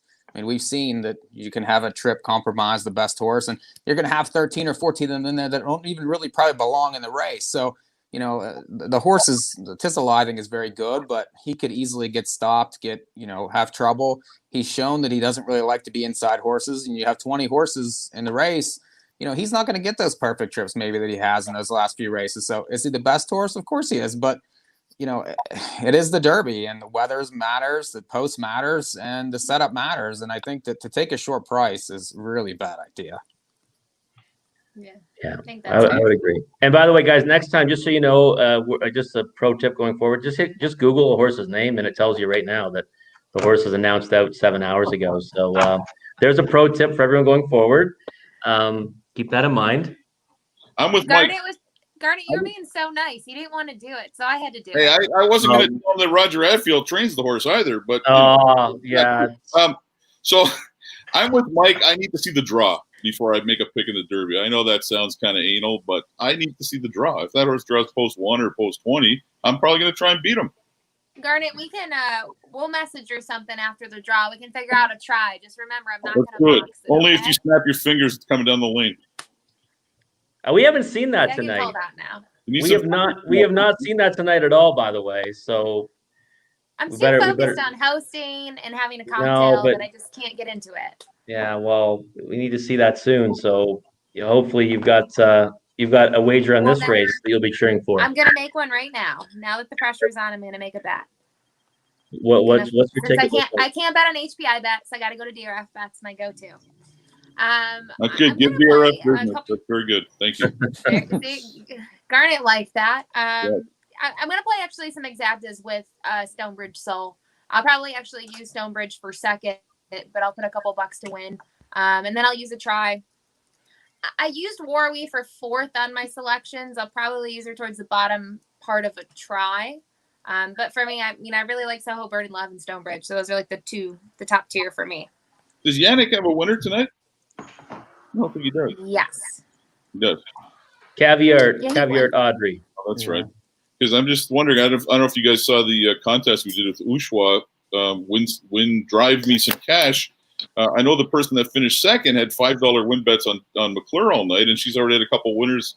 One was 6-1, and I think the other one was it 3 winners now, hasn't he? So she's like in close to maybe $80 or $90 cash for just picking the winner of that exactor last week, which was how to qualify. So having some fun with that, and it's going well. And 9 to 5 on I can't get behind the price 9 to 5 on where will you guys. I just can't do it. I'm hoping he gets beat. Yeah, I'm playing 3-4-4-3, and if I had to expand on that in the try or a super, it'd be the 7 and the 8s. I just, like I said, I'm going to try to get the 6 beat, but she'll probably run off the screen. That seems like an incredible underlay on the 6. Yeah. Not to discount her. I know she's a very nice mare, but it's a mare made over $1 million last season at the age of 3. She's just 1 for 5 this year, guys, and made $22,000. I mean, her stakes credentials back at 4. We know it's a tough transition at the age of 4 to take on some older mares. But it's just not there, quite frankly, right now. So 8 to 5, an incredible underlay from where I sit. In fact, she just clicked down a 3 to 2. I'm like Robert. I'm sure she'll run off the screen and make us all look silly. But that's an incredibly short price to take on More Will You Butte. Yeah, it's definitely not for me. And again, I can see it. I can see why people are getting on the bandwagon. Just based off maybe last year and how she looked. Up here last year, but this year's form just doesn't warrant that at all. So 12 wins last year, 19 starts. We'll see. She's 1 for 5 in the season coming in. We'll see if she can light the lamp for the second time in the year. Jingron Burke teaming up with Warwee Butte at 8 to 5. The gate swings off the turn into the stretch. The Roses are Red final next. Here they come. Off pacing. Good beginning in the center. Trillions, Hanover, flashing speed from the rail, pushing through. Goes C, Swift Joy. Warwee Butte is outside and powering up for Jingron. Third now. Between mares is Major Occasion up into 4th. Wide out there, 5th is Stonebridge Soul. 6 tucked in at the rail, going into the turn. Philly, Hanover. Yannick intent on the top here. Yeah, no, had plenty of room if you wanted to drop in. quarter in 26-3. Trying to go down the road. I mean, floated up to 9-5. To the backstretch. Trillions. Like we said, maybe she runs off the screen now. A little bit surprised with the way this race started off, and Hanover, Dougie's in a tough spot right now with Stonebridge Soul, that's for sure. And moving up on her back 8th is Soho Burning Love. Field across. Stuck on the inside. Again, didn't have that pop off the gate. That's what I was worried about with that one. Yeah, she's in a tough spot right now. 54-3. They're going a pretty good clip here if it continues. They're moving. Yannick looks like he's had a really tough time to rein in this speed right now. I don't mind if Phillion wins this out of the pocket here. Every step has been so much more. That's you, Garnett? Yeah. Into 5th at the rail is C Swift Joy with covers. Unfortunately, I was hoping Trevor would pull with horse, but he stayed inside, so that's not a good sign for me. Outside from 8th is Stonebridge Soul, 3/4 of a mile, and Gingrich and Warwi Butte now scooting out to a 3-length lead. 3/4 in 1:22 and 2, 27 and 4 third from Warwi. Big mile here on the front. Yeah. Back into second, Trillions Hanover. I think we called it, Gabe. Run off the screen. At this point. All we had to do was discount our chances to turn in this type of effort. That's what I refer to often as the gold formula. Yeah, exactly. The gold formula. Not going to catch Warwi Butte. The Roses. That's a typical Yannick drive, though. That's when that's a typical. Huge mile, 49-3, and just pulverized them. I mean, those two are the two towards the front, and they just kind of stood there, Yeah. Didn't really go anywhere. Exactly. We got a they knew hashtag. I love that they knew, but that's a nice mare. It doesn't shock me that that she took some action there. Very nice mare, but she obviously, I think it's safe to say she was better tonight than we've seen her all season so far. Oh yeah, it's best effort of the year. She did get the big track back though, and got a better post. I mean, so and she won here last year too. And I think she likes a big track a little better than some of these smaller tracks. So it's pretty good. Yeah, so much more getting up for third. Nice for local connections there, but no touching this one tonight. Yannick certainly had a plan, and it came to fruition. And just like that, my pick 5 is dead. Wow. Yeah, I didn't have this horse on my tickets anywhere. I mean, Trillions Hanover had a pretty good race. I didn't expect that horse to be anywhere in the ticket at all. Yeah, even coming to the outside there and give it a try at the end. It was a nice tactical drive there. Sylvain got her out of there, got some nice position, and she nearly parlayed it into a win. Just ran into a buzzsaw tonight here with Warwi Butte. Yeah, I got a little bit out sprinted on that last turn and then couldn't make it up. Sean Patrick Nolan commented, Warwi Butte loves this track, and we kind of mentioned that earlier when we were talking about the races. I know Sean Patrick Nolan made a comment about her, and she really does. She's sensational here. Yeah, he was definitely dead on with that one because he called it, and like I said, best effort of the year for that mare. I was hoping to beat her in the Breeders' Crown last year. I had 3 horses going in the pick 5 that night. It was paying about $500 with her just for 20 cents, but we caught like an 80-1 shot in the first race. I'm pretty sure McClure drove it. I can't remember the name of the horse. I remember that. But she was too good that night too. I had the horse that was second that night. That was paying a couple thousand with that one, with that mare. After that, a race like that, you're like, why didn't I bet a 60-cent one with this horse singled, right? But I mean, whatever. That's the way it goes. How was it? A Classic Pro, Garnet? It was Classic Pro, yes. Classic Pro. That's who it was. Oh, there's Ryan Willis chiming in, but I got it before he did. So I saw him earlier asking when I'm going to buy him dinner, and then Rap 7 talked about McDonald's because on Twitter I do often go to McDonald's, but it's for my son to get Happy Meals, not for Daddy and the Big Macs. So, there's nothing wrong with McDonald's. There really isn't. Yeah, well, you're gonna need at least 15 more, Willis. Yeah, I'm carrying some COVID weight right now. Okay, so this I need to start working on that because COVID has not been kind. Because I've been drinking. I love Pepsi too, right? Pepsi North America Cup, and at Woodbine I have to walk a distance to get my free Pepsi, but at home it's a short walk to the fridge. So working from home has done a bit of a number on me. But yeah, I'll try to cut back to McDonald's, guys, because I know that's what the shot was. It's okay. I feel it. Like at work from home, I just get bored and need a break. So I walk to the kitchen and then I come back and then 10 minutes later, I'm back in the kitchen. Yeah. It's just how it works. I need to go on a field trip. You look at the same walls. So I go to a new room and typically it's wherever the food is. Yeah.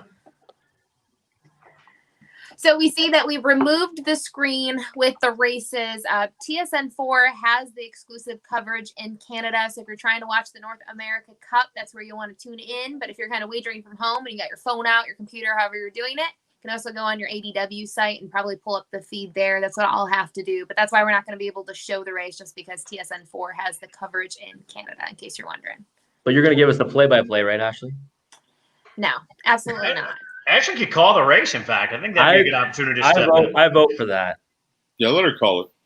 Ashley, I don't mean to hijack things right here, but while I've got all this hot information, while I'm still on this little broadcast for the moment, we've got this huge mandatory payout. Last race tonight, race 13. And you've got all these guys that follow the circuit night in and night out. I need some information on the 13th race tonight. Tell me who to key in this thing. This carryover, Robert, what is the carryover going into the 13th for the Super High Five? It is, well, just the money coming in is $381,000, and there's going to be tons bet in tonight. I don't know what the count is right now, but there's going to be just a fortune bet into the pool. And I love a horse in there. And again, it's not too exciting, probably the favorite, but I noticed a lot of people's tickets that are being constructed and being shown around online on social media aren't putting this one on top necessarily, and that's Trasser Hanover. I just think that when too this much class for those. Just when he comes down to this level, he usually crushes, and I just think that this is a great opportunity for him, especially with Louis Philippe Bois on the bike, to really go down the road and beat this group. I like a couple of prices in behind Yacht Sealster and Better Be Going. The trailing post and the new rules with the trailing posts is interesting now, that the 10 has to follow the 1 or the 2, the 11 has to follow the 3 or the 4. Better Be Going is a horse that probably would be better off if his nose is on the gate, but I also think that he might be a little bit too much class for a lot of the ones in here. So, I see him closing late to get a piece of it. I think Yacht Sealster is probably sitting on his best effort since the accident here, where he did go down 3 starts ago. But it's Trasser Hanover for me. I really think he's going to be tough to beat. I've watched some replays. I've done my studying. I've done my homework. I'm not a regular player into the circus. That's why I have to depend on you guys. But Points North, does he have any shot from post 9? I mean, I think it's class-wise he fits. He's already made over 100,000 this season. Jonathan Drury's got to set sail off the gate in there, no? It's so hard with two trailers from post 9. I was going to chime in and say, there's 3 horses that I'm trying to beat out of probably the 2nd, 3rd, and 4th spots, and one of them is the one that Rob likes, the 11, just because I hate the 2nd trailer spot. The 9 Points North, I can't imagine what kind of trip he can get from the 9 hole with starting with 10 horses to his inside. And I think another horse is going to take a lot of action that I really don't like at all is the 3 Fixed Idea, mostly because he hasn't raced since July 18th. So, I'm looking to get Yannick in there somewhere with this 10 horse. Sam's a champ. He's developing quite a lethal late kick. And, if Yacht Sealster leaves a bit, I think, he's got a good shot to be in the top 4. The 2 horse Persimmon A got a bit of a timid drive last week. He was kind of looking for room in the stretch. And he'd been off an extra week. So I think he's a good one maybe to use in there. And Sports Column, who gets his nose back on the gate, he's going to be blasting for sure. So I'm with Rob in that I'm pretty much all in using Trasser Hanover on top. I'm trying to create value by maybe knocking out some horses that I think are going to be used quite heavily in 2nd, 3rd, and 4th that I really don't like. Well, it surprises me a little bit that you guys did not mention Ideal Jet whatsoever in the race, and he's the absolute wild card. He is the horse that can completely blow this race up one way or the other, because he can go a 53.5 and still keep going. And that's one reason I do like the 9 a little bit in the race, because I feel like the 8's going to blast and the 9's going to be right with him. So, the 5 can get a trip from the front or from off it a little bit, but the 8 and the 9 could be one too early. And that's why I like them. I feel like that the way the track is played a little bit, that the 8 and the 9 can get a little piece of it early and can hang on. And that's a lot of times what happens when these high 5 races come up is the speed tends to dominate. And, with the second and third, 2 trailers behind, that, makes the race a little different. So I do like those 2 horses. I agree on the 2. I think that the 4 is another one that can, fill out the bottoms. Yeah, and, and then maybe the 11. So I'm assuming this is what makes it a great betting race, and I'm sorry for bringing it up, but $381,000 carryover, and I think I've heard an opinion now on all 11 stars or however many we have in that race now. So that's what I was afraid of when I brought it up. It looks like that type of race, so I'll have to swing. Great carryover. It's a must play. Yeah. We just wanted to give you options, Gabe. We just wanted to give you options. I will have a spread ticket. I will have a spread ticket there, believe me. I feel like I just punched a bunch of random numbers while you guys were talking. I'm like, this sounds good because it is a really wide open race. And I think, like I mentioned earlier, like handicapping it without the morning line, I'm a little surprised. Even you guys kind of mentioned some horses like the 2, the 7. These are horses I kind of liked and could see getting a piece of it. They're both 12-1 morning lines, so I like that. But obviously, the good thing typically on these shows is when we handicap right until, the gate's rolling. Now we're not doing that, so I have to kind of figure it out now. I'm gonna find what's in my heart rate. Don't worry, I'm gonna try and figure that out. What's the over under on the pool size tonight, guys? You guys know that better than me. Swifty's Pizza. I feel bad for him. That's a tough break, but he had a big day. I saw he cashed some tickets earlier, so I think he'll be okay waiting an extra moment or two. Still concerning though if he cashed tickets, all he's getting is pizza. I'm just saying. Yeah, it's a little light. It's a little light, but it is late at night, so maybe he's there are many options. He's a great follow because he's up and down all the time. He's just funny. He's a great follow on Twitter. Amusing for sure. Yes, definitely amusing. It's an emotional roller coaster with him. He loves horse racing. Then he's a little bitter, but still supports the game. So that's always good. One tweet, he's ready to take a break, and then 5 minutes later, we get a tweet where he cashed like 1,700. So he's not ready to take a break anymore. Pool size, probably. What's the carryover, Rob? 380. Yeah, 381. They'll probably put another 5 or 6 into it, I would think. What do you think, Rob? Maybe a bit more. I would say a bit more. I'd hope for a bit more. Yeah, I'd hope it's it's the biggest night of the year. Yeah. Yeah, it's the biggest night of the year. I mean, I'd hope they'd get to the 1.5. Put $1 million. 1.5 million. In that range, anyways. I mean, there's guys that wait for this opportunity, and I already know there's a lot of guys that are playing some real big tickets, and it's one like you guys said. I mean, you've got to spread if you want to have a shot at this one. And I think no matter what comes in, because it is such a wide open race, it's going to pay great. And the race office does a great job of kind of putting these races together for the mandatory payouts that are going to offer some returns. I think even if it comes logical, it's going to pay great. So I think it's easy to say, pretty safe to say that as harness players, we rarely get the opportunity to play in a 7-figure pools, and we're very likely to get to play on one tonight. So that's going to be huge. Not to take anything away from the North America Cup, because that's obviously why we're here. But that, in terms of wagering, going to be a huge event a little later. So for all the Tall Dark Stranger fans out there, what is the we're not going to bet, obviously, or I don't think we're going to bet them at 3 to 5, but what is the final price, do we think? I think you're right. I say 3 to 5. I say he's right there in that vicinity. I don't see him. I think that's within a click, one way or the other. I think that's a good over under. I was going to say 1 to 2, which is 10 cents on the dollar or less, give or take. Yeah, I figured he'd be around this range. I didn't think he'd be anywhere near. He'd be below even money for sure in this spot. Yeah, I thought 3 to 5 is pretty fair. And it certainly seems like Yannick's looking to chase the speed, which I think he's best at. But again, I'm really excited to see what Tattoo Artist does off the gate now after what Bob said. I really am. I've never heard someone call their shot like that in a big race. Usually there's a little more playing it coy. And I mean, he said he wants the front. So, we'll see. Has this horse ever won a race without being on the front? I don't think so. That's a good point. Even the super final last year as a 2-year-old, he wired them. Mm-hmm. Not in my in my recollection. I'm a little shocked, guys. He's playing as the second choice right now. I see 5-1. So maybe Bob tuned even more people in that he's trying to go down the road. Bob's moved some. He's moved some money. I thought we get a little better. Yeah, the horse that I wanted to. Midnight's... Sorry, go ahead, Ashley. Go ahead.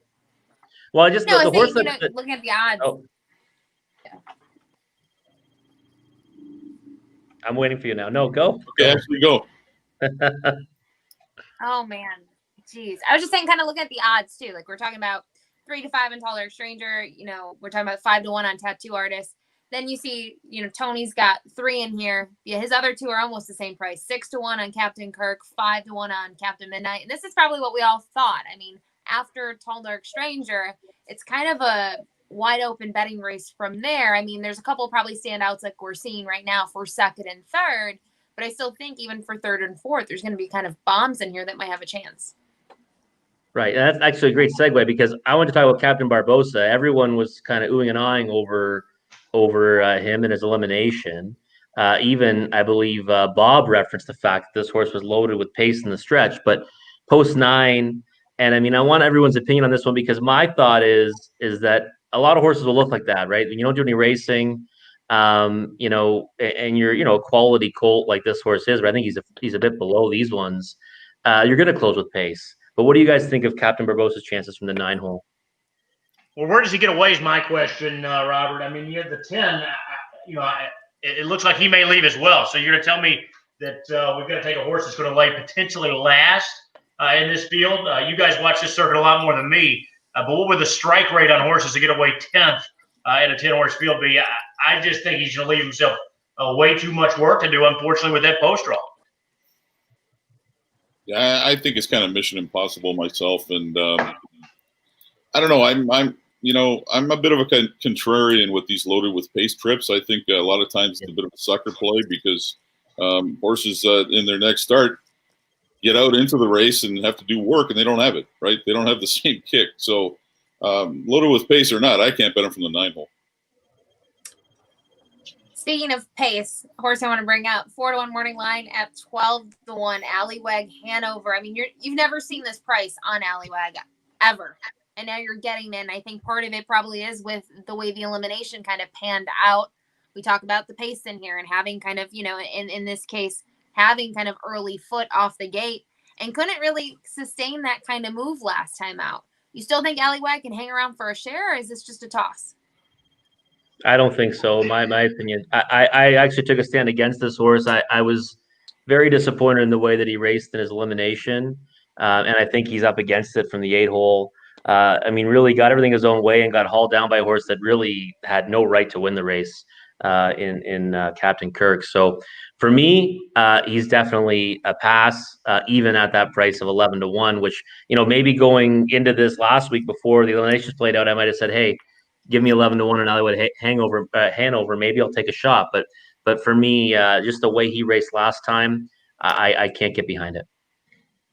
Yeah, I agree. And I know the connections have always been very high on this colt. They thought he had a tremendous amount of talent early on at 2. He has bounced back. He's had a nice sophomore campaign.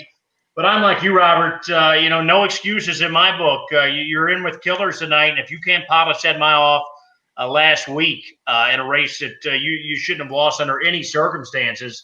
I have some trouble tonight from post 8. I know if you back him, you're going to get a good price here at 11 to 1, as Ashley said. We haven't seen a price that big on him the entire year, not even close. But just very disappointed in last week, even though I know it was a runner-up finish. It's funny. He was all the rage leading up to the Meadowlands Pace. I remember some tweeters calling him hashtag monster and stuff, which I thought was a little bit premature. But I'm going to take a little bit of a different stance. I think this horse races way better off a helmet. He got chased down, but I don't think he's going to be anywhere near the front early in this race. So I don't really like him that much. But if he happened to get a second or third over trip and blasted by them, I wouldn't be shocked by it either. If you take away that last race, Yeah, I think you look at some of those paces that he had. I mean, the Meadowlands place, that wasn't a bad race. I mean, he was right there with those two horses that, those races after that are solid. If you can overlook that last race, I mean, he can definitely get a piece of it, and you're getting 12-1. So. Yeah, I agree. I think what Garnet said is key. I think he's better off a helmet, off the pace as well. The trick is from post 8. Where do you float away to finding that second over or third over type trip from a tough post here tonight is not going to be easy. That's my question. But I agree. If he's well spotted at the top of the lane, much different colt, I think, if he's off the pace. Yeah, I was kind of entertaining them, maybe kind of underneath on a ticket. I just think we've kind of hit the high mark. I mean, we weren't really impressed with the elimination. The other thing I kind of look at, we talk about this, Nancy brought it up with Tall Dark Stranger, like having a week's rest, coming back. Sometimes horses perform better, sometimes they don't. And he had 11 days between those races. Now he's coming back off that shorter rest a little bit. But I've had a tough time with him just because he was the hype horse. And we saw this all the way going to the Meadowlands paces, kind of Gurnett had mentioned and things like that. But I don't know. I think at this price, if I'm playing a ticket and it's already light to begin with, because I think it's hard to beat Tall Dark Stranger, why not add him as a horse, and hopefully he'll give me a price somewhere, because at 3 to 5 I'm searching for prices wherever I can find them. Yeah, I continue to be taking a look at this odds board, guys. Tall Dark Stranger sits up there at 3 to 5, which I don't think is a shock to any of us, but the price that continues to mesmerize me right now is Tattoo Artist. He's all the way down to 4 to 1 at the moment. I mean, that's incredibly short from where I thought he was going to be. I thought the morning line I had him pegged about right at 8 to 1. So that's really the shock to me on this board right now. You're getting even on Captain Kirk, the other elimination winner, 7 to 1. I mean, that's very generous. I feel right now. Love the price on. I feel like you're a little bitter about this price on Tattoo Artist. I am. I'm very bitter. I thought I may even trend towards double digits, and I'm a little shocked right now. I was just getting ready to pick up the phone and send it in, but I'm backed off for the moment. This is definitely one of those they knew situations, and we'll find out if they knew or if I'm going to be hashtag didn't know after the race, as I quite often do. So we had a question. A question came in. Nobody ever says they didn't know after a race. Do you ever notice that? I'm the only guy. It's only one race out of 1,000 when money goes in that you don't think should have been in there. The other 999 times, nobody ever says anything about it. Go ahead. I was going to say, so Rap 7 asked us a horse that we haven't mentioned, a horse that I actually have pegged for 4th, number 10, Odds on Osiris. Trailing post, not the easiest spot here of late. What do you guys think? I'm hoping that he can get away somewhere and just try to trip out. What do you guys think of this one? Not to steal Garnett's phrase, but post 10, to me, that's mission impossible. I just don't see how he gets into the race without getting stung to the degree to keep him in there. I'm a big fan of this colt. I really love that one in the Milstein there in Northfield. A couple of starts back there, but just tall order tonight from way out there. No, he's a trailer. But that being said, I hate the trailer post for him. I think he could get locked in forever here. I don't like the 10 hole for him at all. I don't like him much either. I think he's usually better, more effective when he's 1, 2, 3 early. He's not going to be anywhere near that. Right. And the problem is he's actually, with that in mind, Garnet, as I had forgotten there, he is a trailing post. That changed, obviously, fairly recently, but he's been behind a couple of long shots here. So where are they going to get away? Yeah. How does he get involved? That's still a major problem for me. 99 to 1 shots in front of him. Unless he decides to go behind. Oh, I guess they changed that rule, right? Does he have to go behind the 1 or 2 now, Rob? Got to go behind the 1 or the 2. Eddie Hensley following 6 horses out and winning races by getting to the quarter in front, which I don't see anything wrong with that. He did come from off the pace a lot as a 2-year-old and was effective. So I'm hoping that he can get a piece from there. But we got 20 seconds left. Who is calling this race? It's got to be Gabe, right? It's not me. I call noses on this. And I also feel pressured here because I'm looking at the 5 of us. There is an announcer here, right? And I feel like the decision's already been made. Wow. This is you see that? incredible. It says, all right, we're designated. Yeah. I like that. I like that. We can't even get audio from this guy, so we don't get the video. I know because we're on TSN 4 here, but no audio from our man Ken Middleton. He's the master. Well, we've got a pretty good one here, and you were 1 to 9, Gabe, to be selected. So. Okay, we'll see how it goes out of here. We can at least give some live commentary. I'm not sure about calling the race at this point, but we'll make it interesting. Here we go, 3 to 5. Wow, he stayed there the whole way through the betting. Amazing, it never moved, eh? Never moved. Never drifted. You don't see that very often. Darn it! Someone said you're real quiet. Are you sitting on a sleeper horse? No, I wish I was. Maybe I'm almost asleep, but I'm not sitting on a sleeper horse. It's an old guy past the bedtime situation. One of the signature races of the years, guys. This should be exciting. Looking forward to it. Let's see.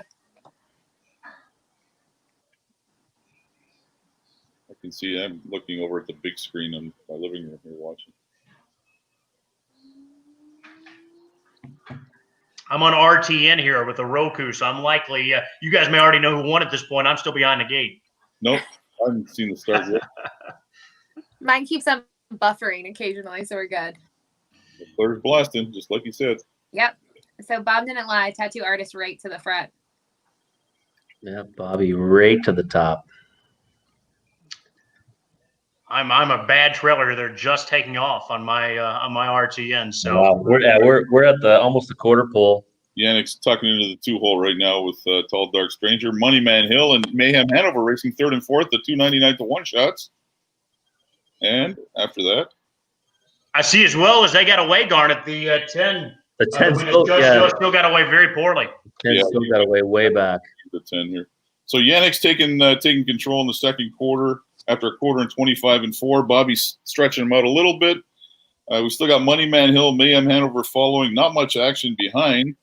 The 3's pulling out of 5th. Who's the 3 again? I don't know. Captain Kirk. That was the other elimination winner.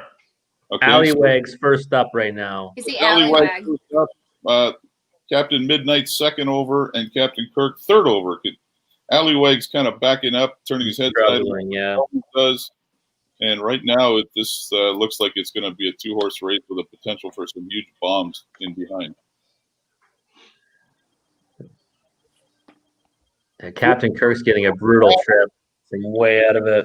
121 flat for 3/4. Any shot tattoo artist can strike off this guys. I know you're way ahead of me. He's out of the pocket now. He's battling. It's going to be one of those battles where Yannick's got him. Yeah, he's got it. I mean, goodness. How about Moneyman Hill right now? Going to finish 3rd at 99 to 1. If I could get a 5/3, I'd hit this super, but that's not going to happen. Wow. Tall Dark Stranger. Osiris got 4th. 148 and 2. Tattoo Artist 2nd, and Moneyman Hill 3rd, 99 to 1. I had a 4-7-5 all super, but the 5 had too tough a trip. You know, this is pretty much what I expected. This horse is so much better off a 7-day rotation, and Nancy even told us she doesn't bring him to the elimination. She brings him to the eliminations at 85%. He wins by a nose, and you know he's going to come in here tonight and drop a few seconds, and they ain't beating him. But Tattoo Artist raced great. He raced fantastic. Yeah, well, he got all the best of it. He got all he could do. He raced super, and obviously just ran into a killer there with the Tall Dark Stranger. But I'm not disappointed in that whatsoever. That was a great trip, good mile, and ultimately he's second best. But that's no shame in losing to top cold like Tall Dark Stranger.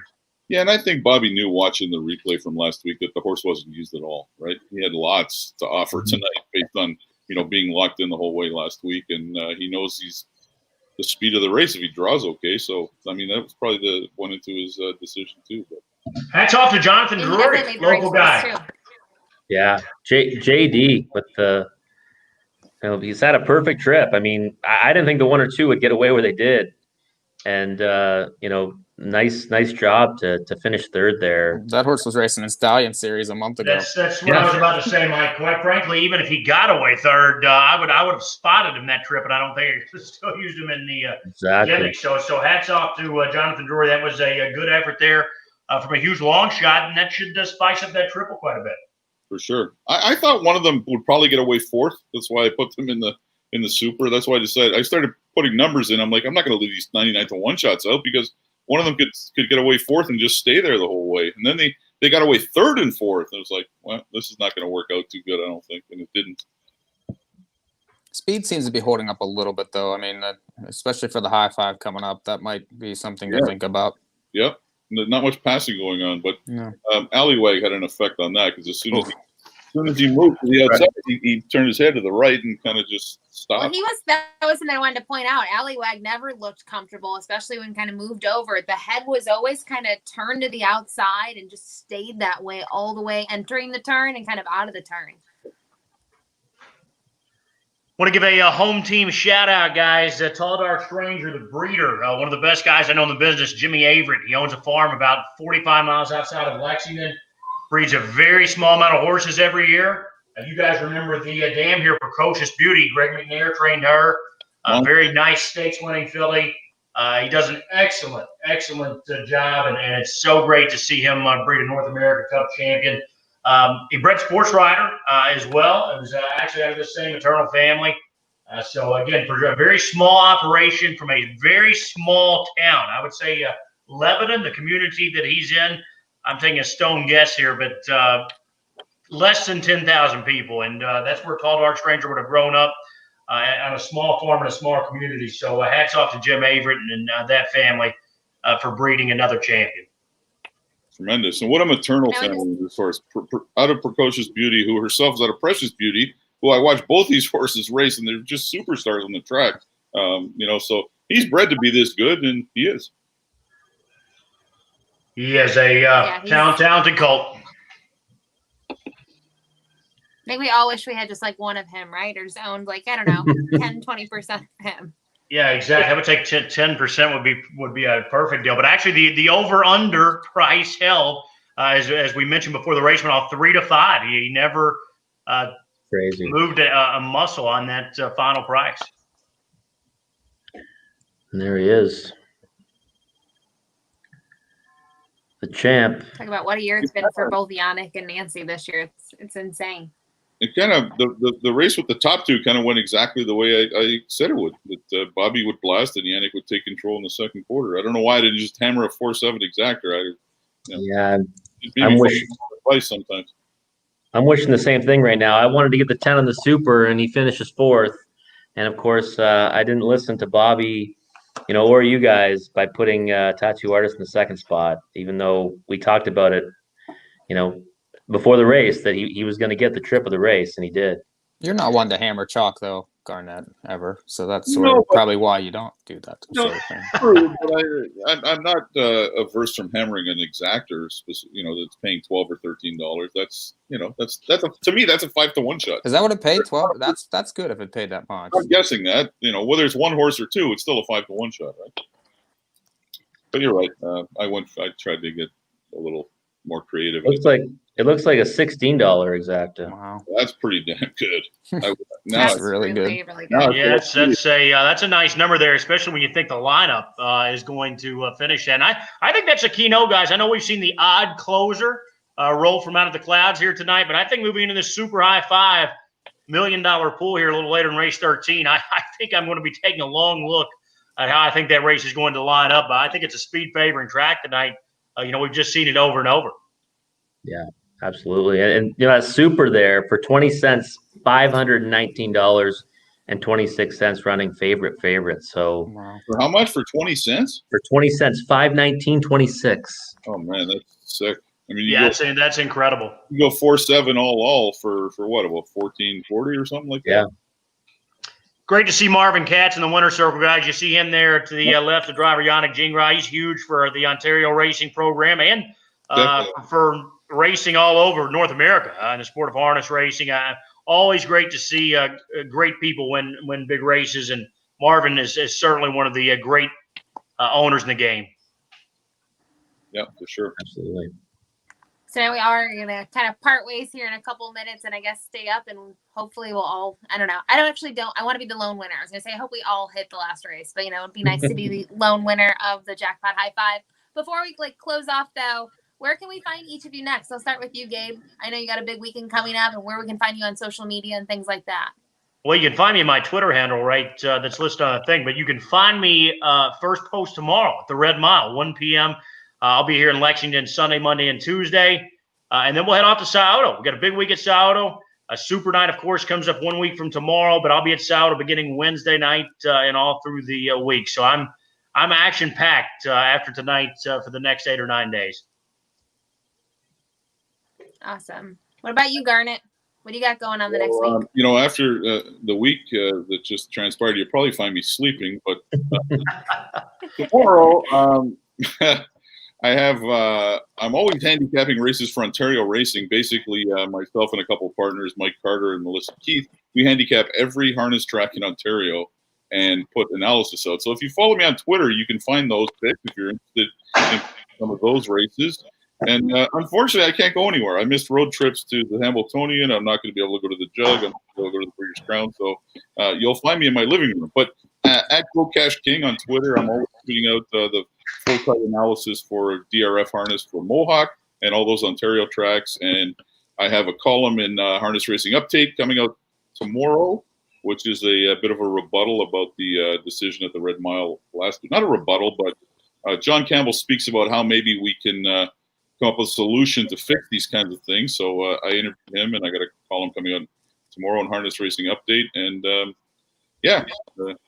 always working. I was going crazy when harness racing shut down, which was kind of funny because I guess I had one of those weeks a couple weeks before that. I'm saying, man, I wouldn't mind a break.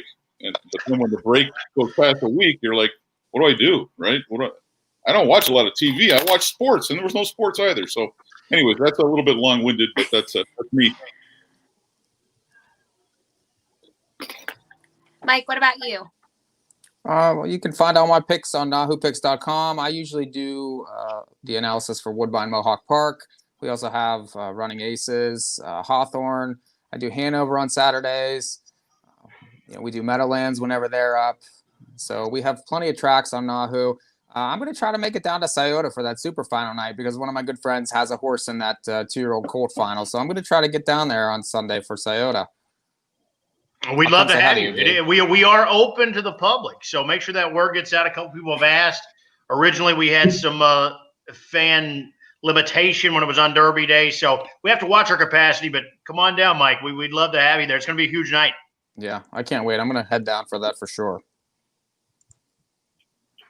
Awesome. And Robert, obviously, we always see you here on Thursdays. I know we missed out on last Thursday, but we got a show coming up this Thursday, right before Derby for me. So it's going to be a busy week. But Robert, you can always give your plug too. They can find you on Twitter, right? And all your other picks on Mohawk's website. Absolutely. Yeah, you can go on the program every night. You can read the Horse Players Journal. I give you my top 4 for every single race with my analysis. And you can hit me up on Twitter. It's pretty easy, at Robert Reid Jr. Love to talk about many things, including, obviously harness racing, but also sports cards too. So hit me up if you want to start a conversation. Awesome. Well, thank you everyone for joining our other guests as well. It was a lot of fun. We'll be back for Woodbine Live next Thursday, back at our normal start time. So everyone tuning in, thanks so much. Thanks for having me.